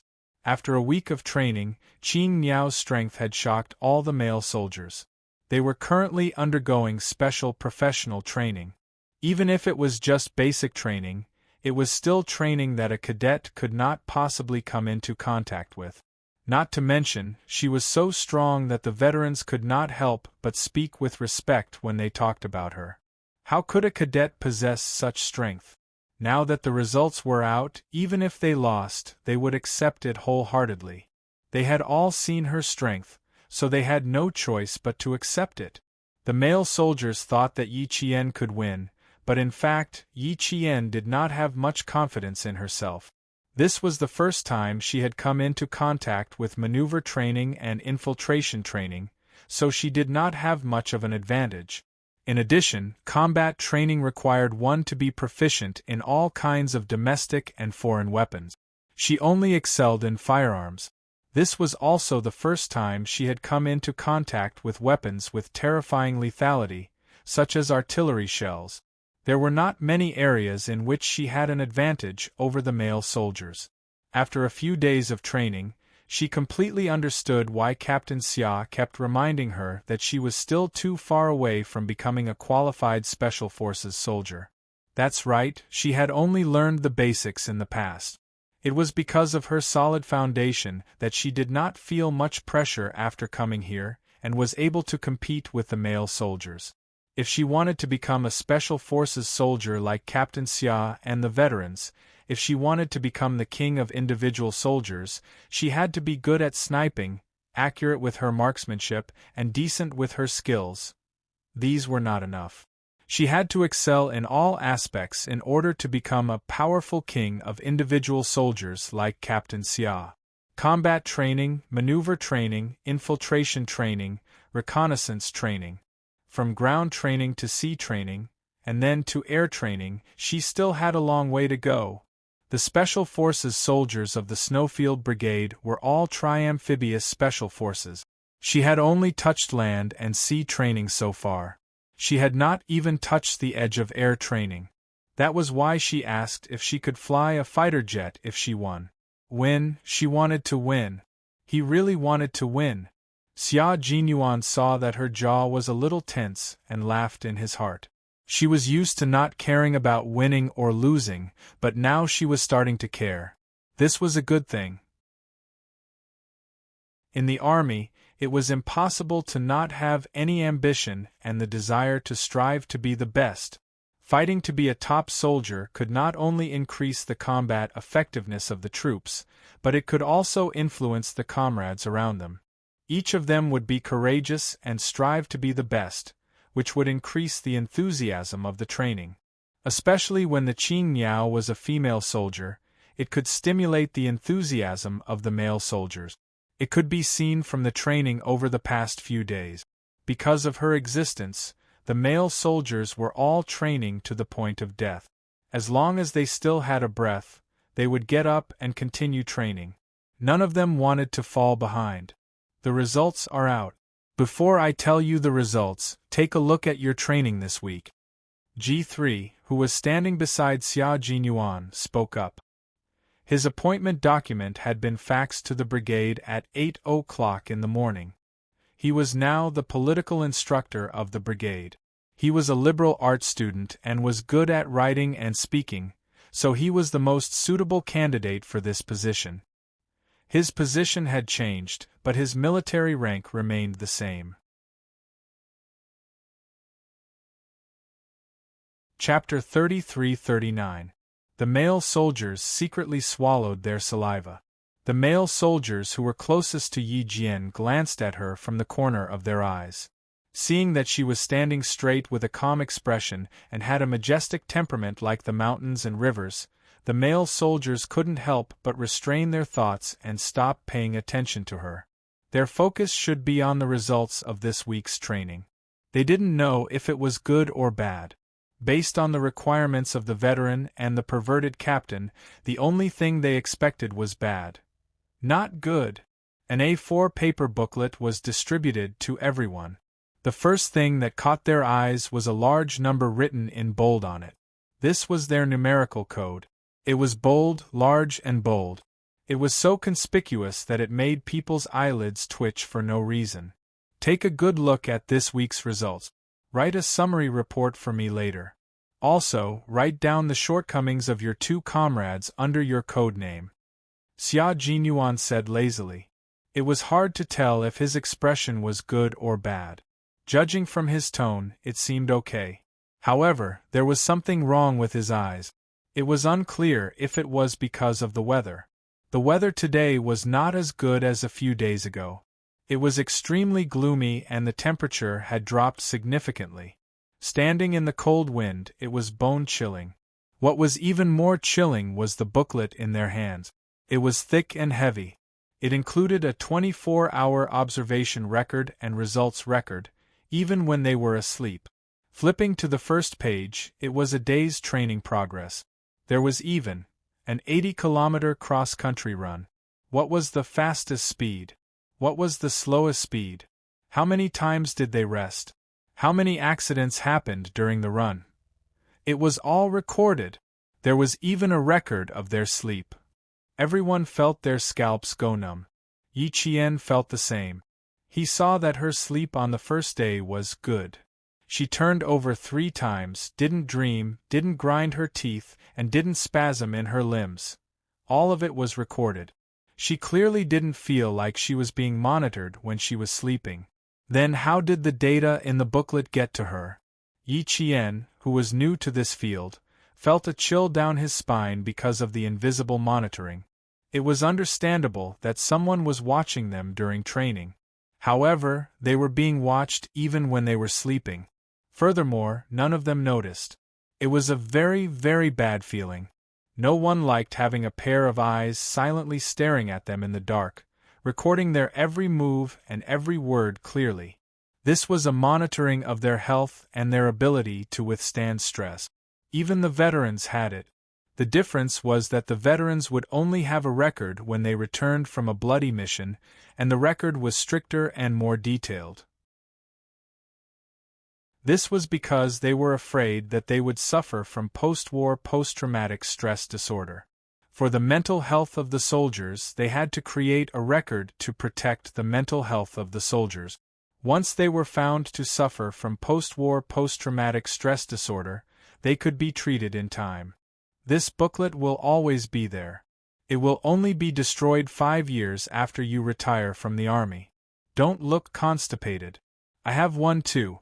Everyone is the same. How could Xia Jinyuan not see what was going on in their minds when they received the booklet? It was normal for them to have such thoughts. Who would have thought that there would be someone monitoring and recording their sleep? No one liked to be secretly observed, and he was no exception. After he explained it this way, Yi Qian and the other male soldiers immediately heaved a sigh of relief. It turned out that even the veterans had a record, and it would only be destroyed 5 years after they retired from the army. It would be fine once they got used to it. Yi Qian sighed softly and calmed himself down before carefully flipping through the booklet. Chapter 33-40. The records were so detailed that it felt like someone was monitoring them 24/7. The data for every training subject was detailed, and every data was compared to the day before and the day after. It allowed people to clearly see where they were strong, where they were weak, where they still needed to strengthen their training, and where they still needed to pay attention. It was so clear that it was shocking. It was as if someone knew you better than you did. It was a chilling feeling. Through the data analysis, Yi Qian saw her weakness. At the same time, there was also a data reference and comparison value. The data reference was the best results for the subject, and the comparison value was the average of the entire team. If the average was lower than the average, it meant she was weak, and if the average was higher than the average, it meant she passed. After a few days of training, Yi Qian knew who was weak and who was strong. Looking at the data comparison and analysis, it was almost the same as what she had expected. She still had too many subjects to strengthen her training. When she returned to school, she would first have to understand all kinds of weapons. It would be easier to use them with half the effort. Her proficiency with various weapons was currently Yi Qian's weakness. Fortunately, her learning ability and memory were strong, so she could make up for it. It was also because of these two aspects that she had an advantage. Looking at the data analysis, Yi Qian, who realized her weakness, gradually became serious. The entire field was so quiet that only the sound of paper flipping could be heard. Perhaps they were shocked by the detailed data in the record book, but everyone couldn't help but breathe softly, as if they were afraid of making too much noise and provoking their captain's wrath. 10 minutes later, G3 signaled for each squad leader to take back the record book. It had to be archived and couldn't be placed in their hands, but they could check it on the computer in the information building at any time. Putting away the record book, Xia Jinyuan, who was wearing the Snowfield Brigade's combat uniform, swept his cold and sharp gaze across everyone. His low voice was like a cold wind that turned into a knife, scraping everyone's faces painfully. 11 people passed, and the passing rate is less than half. Elite soldiers, I'm very, very pessimistic about your abilities. Let's not talk about the results for now. Just based on the passing rate, you know who won and who lost. Female soldier Qing Niao happened to be one of the 11 people who passed. I'm sure you all know the answer in your hearts without me saying it in detail. The Major General said that you need time to adapt. I don't understand. Since you call yourselves elite soldiers, why do you still need to adapt? I don't know how long you need to adapt, but obviously I don't have much time for you to adapt. There are still 2 days until the new year. I don't want to be too worried during the new year. How about this? We'll train until the 15th day of the first month. The data will be released on the 16th day of the first month. Those with good data can stay, and those with bad data can pack up and leave. This place is really not a good place. Blood and death follow you all day long. The soldiers that I brought them out, and I have to bring them back unscathed. Those who don't meet my requirements, please go back. Don't waste your time here, and don't put your lives on the line. You can't afford to lose your lives, and I don't have the time to come and pick up your F***king lives.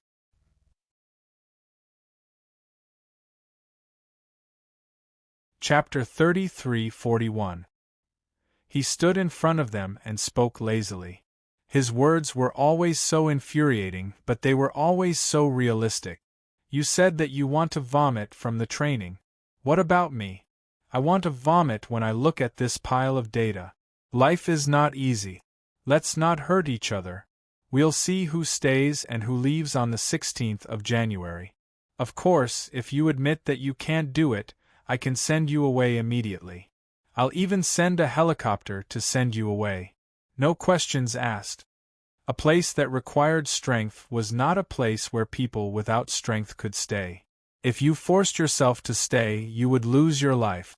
If you lost your life, you would lose everything. No one wanted to see this day, especially Xia Jinyuan, who was the captain. The sacrifice was too heavy.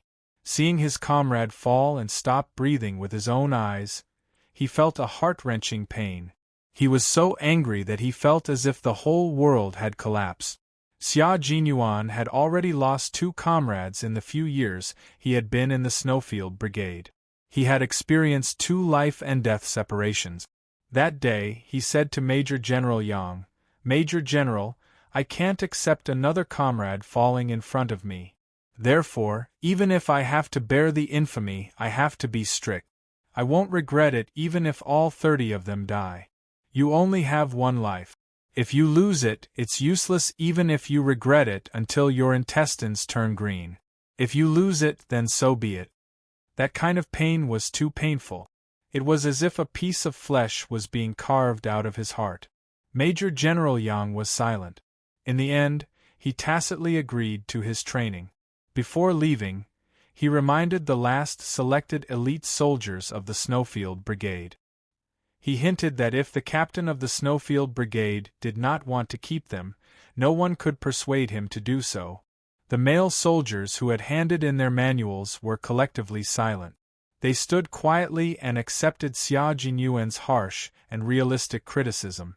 Every training session and every data analysis was a huge blow to them. Every blow made them realize their own shortcomings again. They could not leave. They definitely could not leave. They had to stay. Only by staying could they prove their strength. Only by staying could they wash away the shame. The male soldiers' eyes were burning with fire. Their eyes were burning brightly. Every time the boiling blood in their bodies rushed to their hearts, they would let out a cry of unwillingness to admit defeat. Every cell in their bodies was telling them that they absolutely could not leave this place. If they left, it would be a shame that they would never be able to wash away for the rest of their lives. G3 looked at the recruit whose eyes were frighteningly bright after being provoked by Q King's words. The corners of his mouth curled up slightly. Their captain always had a way to stimulate the recruits again and again. He was always able to stimulate their potential time and time again, allowing them to become qualified Special Forces soldiers step by step. Among them, Qing Niao's contributions were undeniable. Without her as the benchmark and telling the male soldiers that they could not even defeat a military school cadet, there would not be immediate results. It would take at least a month or more to get the results that Q King wanted. Xia Jinyuan met the burning gazes. His handsome face was incomparably calm. He casually pulled out a few manuals from G3's hands. There was a faint contempt in his eyes. 30 recruits. The elite soldiers from the various military districts are not even as good as a military school cadet. Every day, 5 or 6 of you are killed by Qin Yao. In the end, all of you are killed in action. Not a single one of you can come out and compete with Qin Yao. Looks like I'll have to find a transport plane on the 16th of the first month. Otherwise, I won't be able to send all of you out. His contemptuous gaze, sharp words, and merciless criticism were like a net that wrapped around all the male soldiers. If they wanted to break out of the net, they had to prove that they had the strength to stay. They had to accept his contempt and disregard. They had to let him know that they had never thought of leaving. Chapter 33-42. Xia Jinyuan was a pragmatic person. No matter how good a soldier was in the eyes of others, if they didn't meet his requirements, it would be useless no matter how good they were. He would never compromise.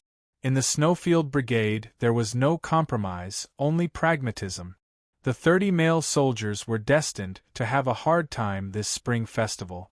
There were less than 20 days until the 16th of the Lunar New Year. If they didn't work hard, they would definitely be kicked back to their original unit by their captain, who always kept his word. Yi Qian, who had narrowly defeated the 30 male soldiers, didn't train with them anymore. After Xia Jinyuan lectured the 30 male soldiers until their faces turned red and the veins on their foreheads twitched, he asked Yi Qian to leave with him. The male soldiers weren't surprised. They had already said that Qin Yao was here to defeat them. Now that she had won, there was no need for her to stay. But they had been together for a week, so when she left, the male soldiers were more or less a little disappointed. But they quickly put it to the back of their minds and didn't have time to think about anything else. A new round of ruthless and brutal training began. Yi Qian, who had been taken away, still wanted to come back and train with the male soldiers. As he walked, he said to Xia Jinyuan, who had turned around with a smile on his handsome face. I think I'd better train with them. Weapons are my weakness. There are many things I haven't come into contact with before. When I go to school, I won't have the chance to come into contact with them. I want to train with them and strengthen my basic knowledge. There's also infiltration training. I looked at the schedule and there are many things I haven't come into contact with before. They're all my blind spots. Captain Xia, I think you should arrange for me to go back. Previously, she still wanted to train with the veterans, but now she didn't want to do so. Before she came into contact with the basic training of the Snowfield Brigade's Special Forces, she had always thought that her foundation was good. But after coming into contact with it, she realized that she had been too naive. If she wanted to become a Special Forces soldier like the veterans, she had to learn a lot. After training the male soldiers, Xia Jinyuan was in a good mood. Although the results of the male soldiers didn't meet his expectations, but they were basically passable and weren't that bad. After some more training, it would be easier to use them and he would feel more at ease. Seeing that Yi Qian wanted to train with the male soldiers and was afraid that his basic knowledge wasn't solid enough, Xia Jinyuan couldn't help but laugh. There will be a lot of time for you to train. When you come back from the exercise you can train with them. Lindong and Linen and Linen's military's spring exercises. So, you have to participate in the exercise first, and then come back for training. This exercise is different from the past. Our two groups will infiltrate into the two military regions' exercise camps to complete our decapitation mission. The main purpose is to train the two military regions to see if they can detect the interference of the enemy's rear forces in time and arrange combat deployment. Yi Jian had never participated in a large-scale exercise before. Hearing this, her eyes lit up and she immediately said, "Then are we going to set off soon?" "Yes, there's still 30 minutes before we depart. Go back and pack your bags now. We'll depart in half an hour." The lowest temperature was 8 degrees Celsius, and the highest temperature during the day could reach 16 degrees. Such good weather was the most comfortable. Yi Qian immediately went to the dormitory to pack his luggage. Half an hour later, he met with the veterans on time and took a helicopter to Guangdong Province. Chapter 33-43. The pilot of the helicopter was none other than Yi Qian. As she carried her backpack and prepared to board the helicopter with her comrades, G3 smiled at her and said, "Today's helicopter pilot is Q King. Do you want to say hello to him?" Yi Qian didn't understand what he meant. She shook her head and smiled. No. Just as she finished speaking, she suddenly thought of something and her expression became unnatural. Could it be that they all knew that she had asked Pigeon Xia if he knew how to fly a fighter jet? They must have known. Otherwise, why would they suddenly ask her this? Captain Xia knows how to fly a heavy fighter jet, but he's not the main pilot. He's responsible for controlling the sensors and weapons. He knows how to fly a helicopter. G3, who had specially come to pick up Yi Qian, said with a smile. He was explaining to Yi Qian on behalf of Xia Jinyuan. He had no choice. He had to do what his captain asked him to do. Yi Qian had never touched a fighter jet before, but she knew a little about it. Hearing this, she pursed her lips and smiled. I even told him that if I won 30 male soldiers, he would take me to fly a fighter jet. It looks like it won't happen. Not being the main pilot meant that he couldn't control the fighter jet. Naturally, he couldn't take her on the fighter jet. Ha, Qing Niao, you have to believe in Q King. Since he promised you, he definitely won't go back on his word. He can't take you on the fighter jet, but he can get someone else to do it. There's a military airport where we're going. Maybe you'll be able to get on the fighter jet this time. G3's words filled Yi Qian with anticipation. She wanted to see a fighter jet. She wanted to see it in a fighter jet. When she returned to Nan Province and went to visit her mother at Martyrs Park, she could tell her mother that she had fulfilled her wish. In the diary left behind by Martyr Sun Xueqing, there was a paragraph. One day, our country will have its own fighter jet.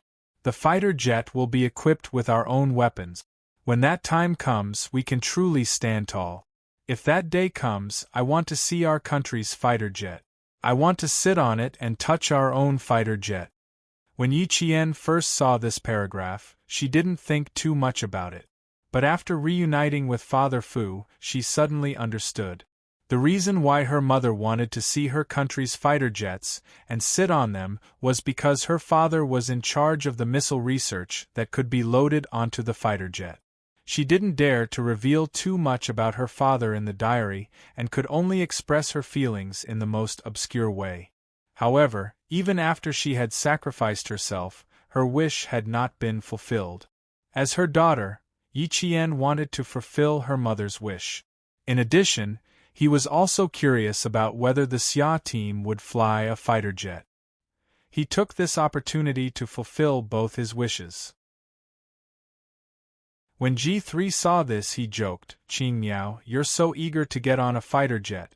Don't tell me you're planning to switch careers and become a pilot?" If she were to become a pilot, Q King would explode.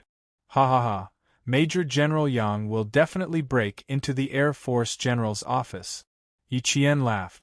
No, I'm just going to take a look. It would be even better if I could sit on a fighter jet. That's good. If you switch careers and become a pilot, the entire Snowfield Brigade will have opinions. The Air Force won't accept an army like me who has no foundation. So, there's no need to switch careers. No. As long as you go there with results, the leaders of the Air Force will smile from ear to ear. It doesn't matter if you have no foundation. Pilots aren't born to fly planes. With your talent, you can definitely become an excellent pilot. G3 had always believed in Yi Qian's ability. Chapter 33-44. Yi Qian was not that confident. Pigeon had made it clear that not everyone could be a pilot, and it was not easy to train an excellent pilot. Therefore, the selection of pilots was also very strict. They could already see the rendezvous point, so they stopped talking. Xia Jinyuan looked at G3, and G3 immediately gave him a hand signal. After Yi Qian returned to the team, G3 whispered to him, "I feel that Qing Miao boarded the plane for another reason. Go back and ask her what happened. I didn't ask too much." "Another reason?" Xia Jinyuan pursed his lips slightly. When she mentioned her request, he did not pay much attention to it and did not ask too much. If there was another reason, he would have to ask her. Fortunately, he had already contacted the people in Guangdong Province to bring her there after the exercise. Otherwise, it would be difficult to explain. 3 minutes later, everyone boarded the plane and went directly to Guangdong Province to participate in the exercise. At this time, there were only 3 days until the Spring Festival. For the Special Forces of the Snowfield Brigade, this Spring Festival was no different from any other day. They had been in the mountains all this time and could not even feel the atmosphere of the Spring Festival. It was not until they arrived at the Guangdong Province Military Airport that they took the vehicles arranged by the military to the exercise location. They saw the pedestrians with big and small bags on the road and listened to the New Year songs playing on the streets that they realized that the Spring Festival was coming. At this time, the whole country had entered the Spring Festival rush period. Migrant workers began to return to their hometowns to spend the Spring Festival with their families. The train stations and bus stations were crowded with people. Yi Qian, who was sitting in the car, saw the pedestrians who were in a hurry but with smiles on their faces. She could not help but laugh.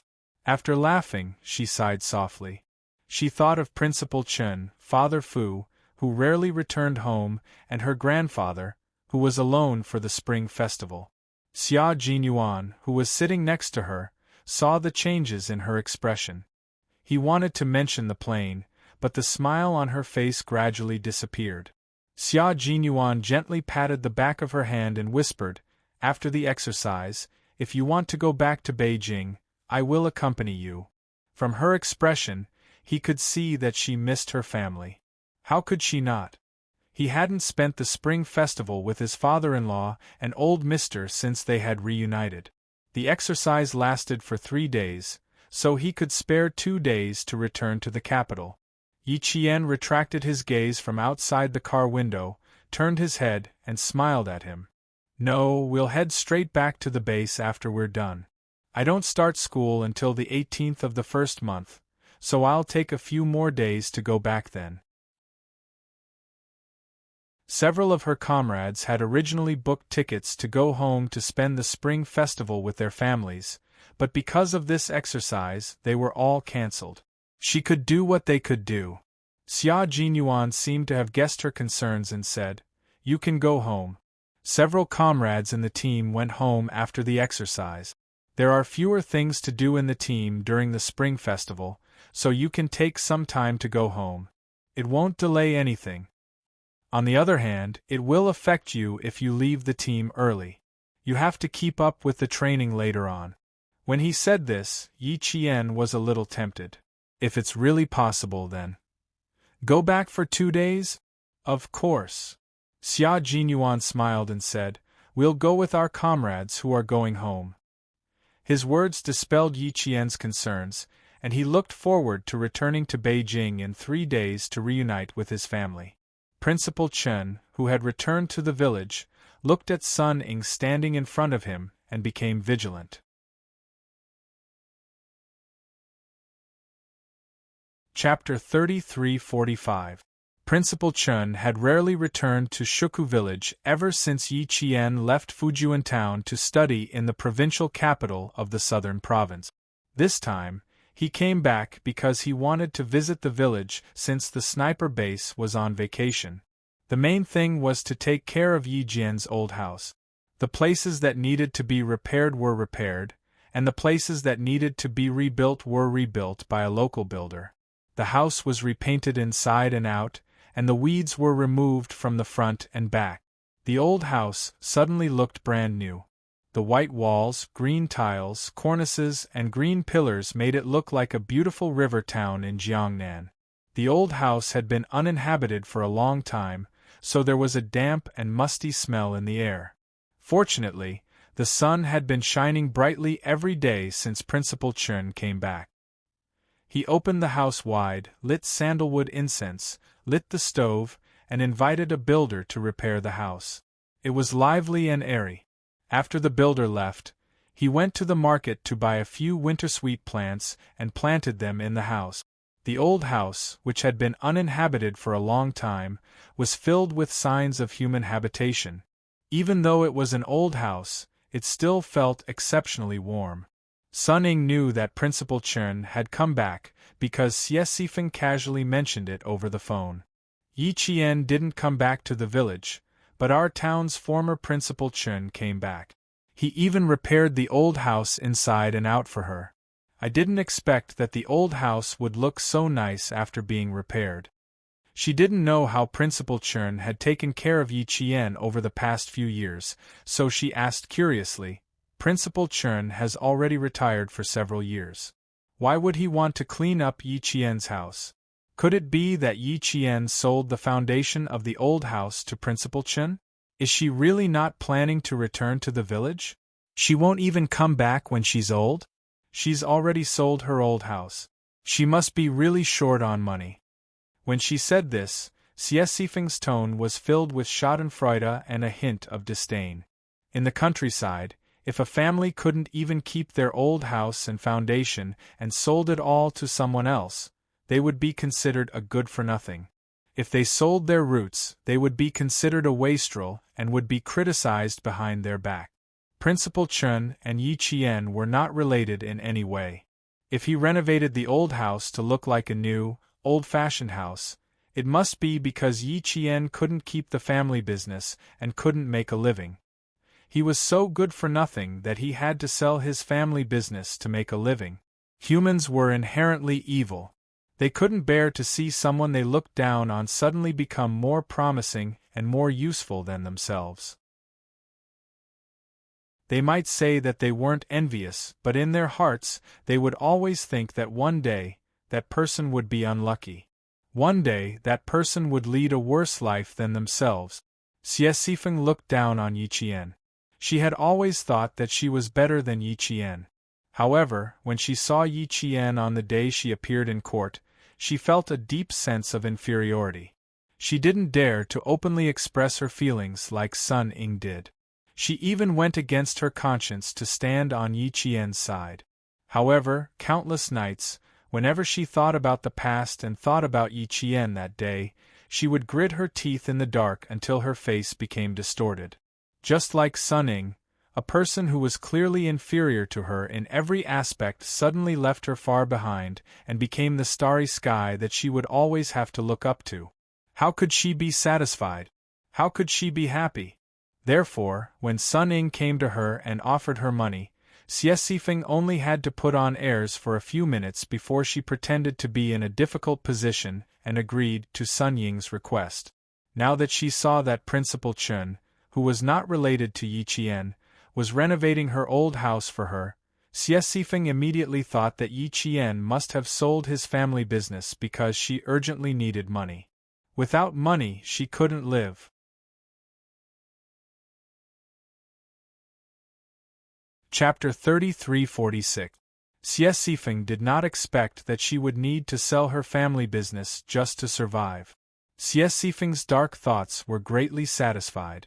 Therefore, she could not wait to call Sun Ying to tell her, wanting to share this great news with her. Sun Ying could not bear to see Yi Qian living well, so she naturally understood Xie Sifeng's thoughts. Sun Ying did not expose Xie Sifeng's ignorance. She even chatted with Xie Sifeng on the phone about Yi Qian's past, as well as Yi Qian's childhood. Once again, Xie Sifeng's dark thoughts of not wanting to see Yi Qian living well were greatly satisfied. When she hung up the phone, a deep smile was plastered on her sallow face. After Sun Ying hung up the phone, she glanced disdainfully at the receiver and coldly scolded, "Idiot! As a military academy student, would Yi Qian need to sell his ancestral home just to survive? Idiot! No wonder he could not achieve anything his whole life."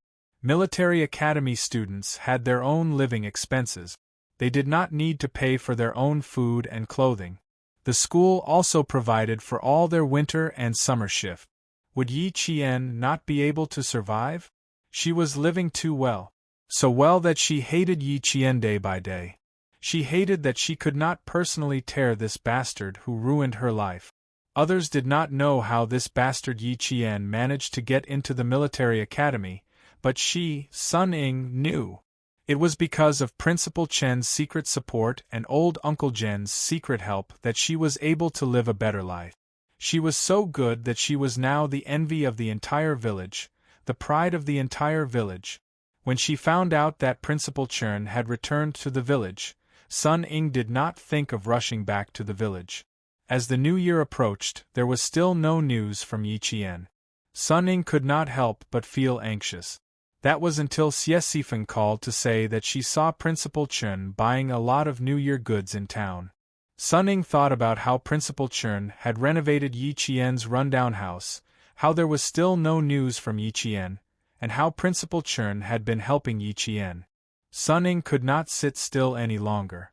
She believed that Yi Qian would definitely return to the village secretly for the new year. When she thought of this, Sun Ying wanted to return to Shuku village. However, she realized that if she went back too early, she might not be able to find Yi Qian. If she went back a day or two before the new year, her chances of meeting him would be higher. If it were the old Sun Ying, she would have rushed back immediately without delay. However, after being in society for a while and being thrown into the underground market overseas for a few months, Sun Ying was much calmer than before. She knew that waiting was the safest thing to do. She waited until today. It was only 3 days before the New Year's Eve. She rushed back to Fujian town and stayed at Xie Sifeng's house for a night. The next evening, she asked Xie Sifeng's boyfriend to send her to the village entrance on a motorcycle. She avoided her acquaintances in the village, and found Principal Chen in the dark.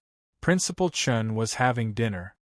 He was eating local specialties given to him by the villagers. He steamed a bowl of dried fish, dried meat, and dried black beans. He also stir-fried a Chinese cabbage. It was just enough for one person. Sun Ying did not say anything and knocked on the door. Principal Chen thought that it was a villager who came to visit. However, when he opened the door and saw who it was under the light from the kitchen door, his resolute face, which had gained a few more wrinkles, suddenly became much more serious. Seeing Principal Chen's serious expression, Sun Ying could not help but feel a little flustered. She was afraid of Principal Chen. Even though she had stayed in that kind of place for a few months, she had seen both living and dead people. She had even shot a few people to death. Her courage had grown a lot. When she saw Principal Chen's gaze sweep over her, her heart could not help but beat a few times. She was extremely flustered.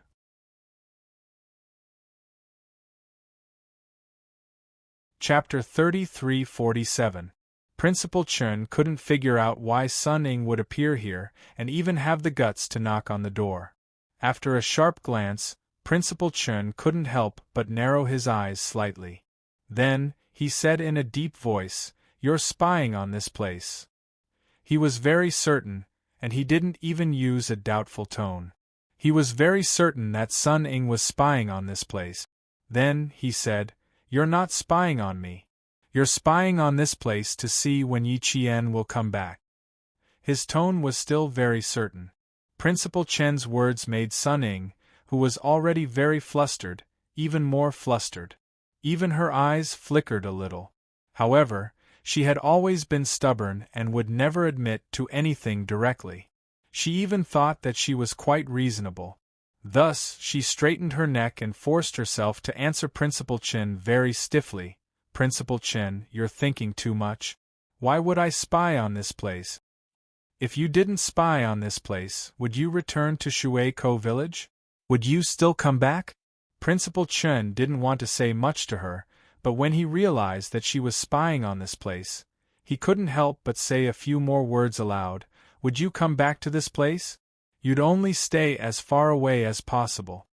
Indeed, Shuai-Ko village was the place that Sun Ying didn't want to come to the most. This was because the villagers here all knew about her background and knew about her family. If possible, she didn't want to take half a step into the village for the rest of her life. She didn't want to see the villagers here for the rest of her life. She definitely wouldn't say what was on her mind. Instead, she said coldly, "I grew up here. Why wouldn't I want to come back? My home is here. Why can't I come back?" Yi Qian, on the other hand, is too ashamed to come back. She harmed my father and my mother. She ruined my family. She's too ashamed to come back. No wonder I haven't seen her even though it's almost the new year. So she knows it herself. If she really does, she should tell me clearly in person. "Principal Chen, I don't know what I've done to offend you. Why are you always making things difficult for me? This is Yi Qian's home. Yi Qian is my sister. I have something to discuss with her. Please step aside."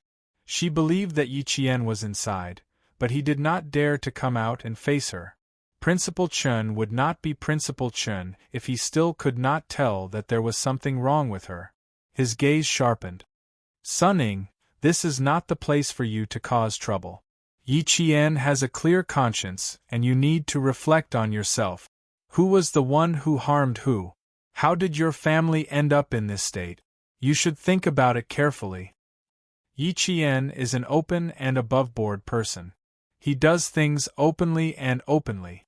He would never backstab others, much less play tricks.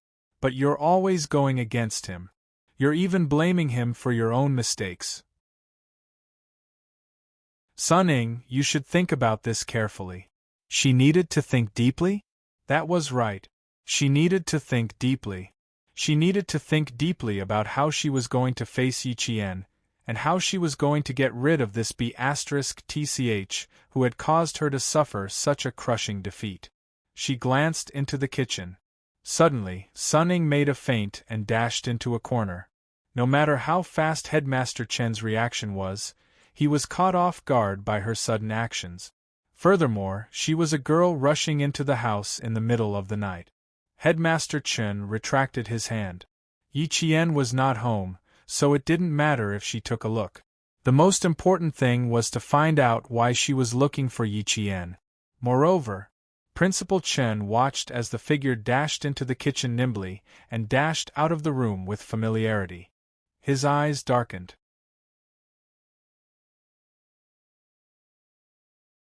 Chapter 33-48. Sun Ying's feint and the way she avoided him was obviously part of a routine. She had practiced it before, but her skill level was average. Sun Ying actually went out of her way to practice? This made Principal Chen even more vigilant. Sun Ying rushed into Winter Plum Blossom Dark Fragrance's room and shouted, "Yi Qian, get out here! If you have the guts to harm me, don't you have the guts to come out? I know you're at home, stop hiding. Get out here. Did you hear me? Get out here." The old house was not big. In the middle was the central room, on the far left was the kitchen, and on the right was the room where Father Yi used to sleep. Old Uncle Jen used to sleep, and now it was Headmaster Chen's room. Further ahead was the room where Martyr Sun Xueqing used to sleep. After passing through 2 rooms, they arrived at the central room. The lights were on in the spacious and clean central room. Sun Ying rushed all the way through the central room to the right. On the right was Yi Qian's room. The lights were on, and the old-fashioned wooden windows were decorated with warm yellow curtains. There were 2 pots of wintersweet on the desk, and the old-fashioned bed was covered with a brand-new quilt. There was a bookcase near the door, and it was filled with books. They were all Yi Qian's textbooks and workbooks from middle school and high school, as well as some military books. Sun Ying looked around but did not find Yi Qian. Her delicate features were distorted. No one. The bitch who harmed her did not come back. Where did she go? Where exactly did she go? Her right hand, which had been in the pocket of her black down coat, gripped an exquisite pistol tightly. She had been thinking that as long as Yi Qian was here, she would kill her with 1 shot, and then Principal Chen with 1 shot. Then she would erase all traces of herself and leave Fujian town. She would then take a flight out of the country that very night and fly far away, leaving her to do whatever she wanted. But there was no one. The bitch she was looking for was not here. She ran for nothing. Where did she go?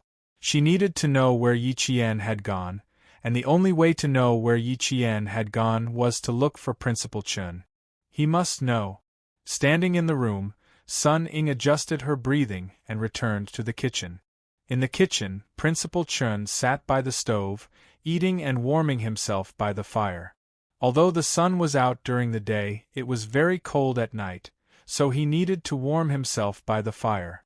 She lowered her head with an aggrieved expression and said in a choked voice, "Principal Chen, Yi Qian and I have some misunderstandings. I need to clarify things with her face to face. Before my father passed away, he told me that Yi Qian and I are sisters. How can sisters treat each other like enemies? That's why I want to talk to her face to face and clear up all our misunderstandings. Principal Chen, can you please tell me where Yi Qian went? I beg you." Sun Ying was finally able to lower her head. The more she acted like this, the more Principal Chen suspected that she had other motive. He raised his head and his resolute face, which was illuminated by the firewood, was devoid of any warmth. There was only coldness. "Yi Qian hasn't come back yet. If you have anything to say, you can tell me directly. I'll tell her." Sun Ying was not going to say anything. She begged for a long time, but no matter how much she begged, she did not get any information. Principal Chen's stubbornness made her put her hand into the pocket of her pistol several times. She resisted for a long time and did not take out the gun. When she left, Sun Ying's face was full of resentment. She glared fiercely at Principal Chen before turning around. It was not until she walked out of the kitchen that she pulled her hand out of her pocket. Principal Chen did not know that Sun Ying had brought him big trouble when she returned. His identity had been exposed.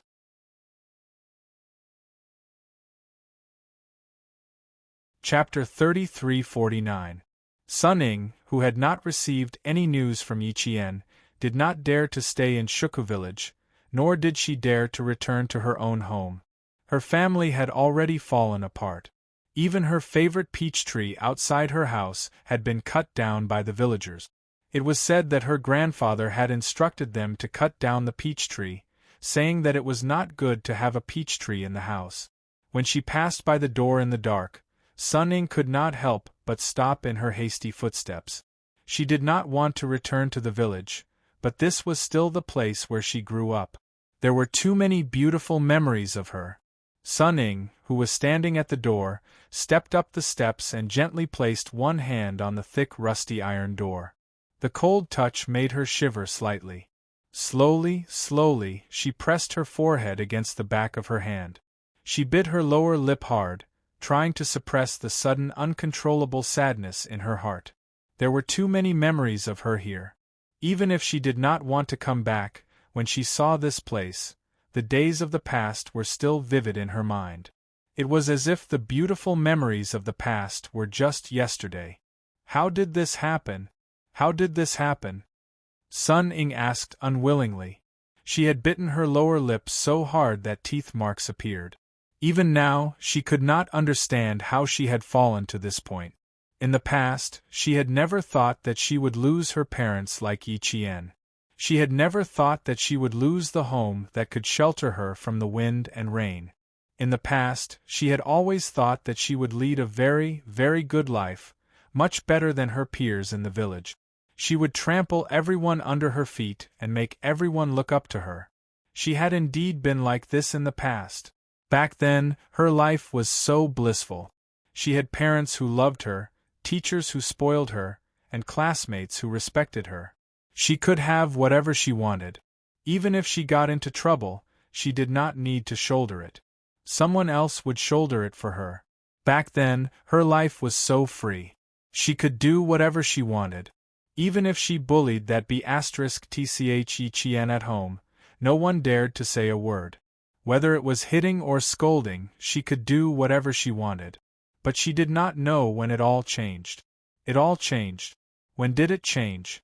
It was that time when she couldn't help but hand over a love letter full of girlish sentiments to a math teacher from the city. She didn't expect that it would cause such an uproar, and she didn't expect that the love letter would fall into the hands of the math teacher. She simply thought that the math teacher, who had just graduated from university, was very handsome and had a demeanor that people from the countryside didn't have. She just wanted to attract the attention of the math teacher and let him think that she was different from the other girls in the town. She just wanted to attract the attention of the math teacher, and she never thought that it would cause a series of things that she couldn't control. Offending public morals, being fickle, seducing teachers. What a terrible rumor. She was a famous student in the town's middle school. She was a good student that all teachers and students liked. How could she be so unbearable? She couldn't be found out, and she couldn't bear such an unbearable reputation.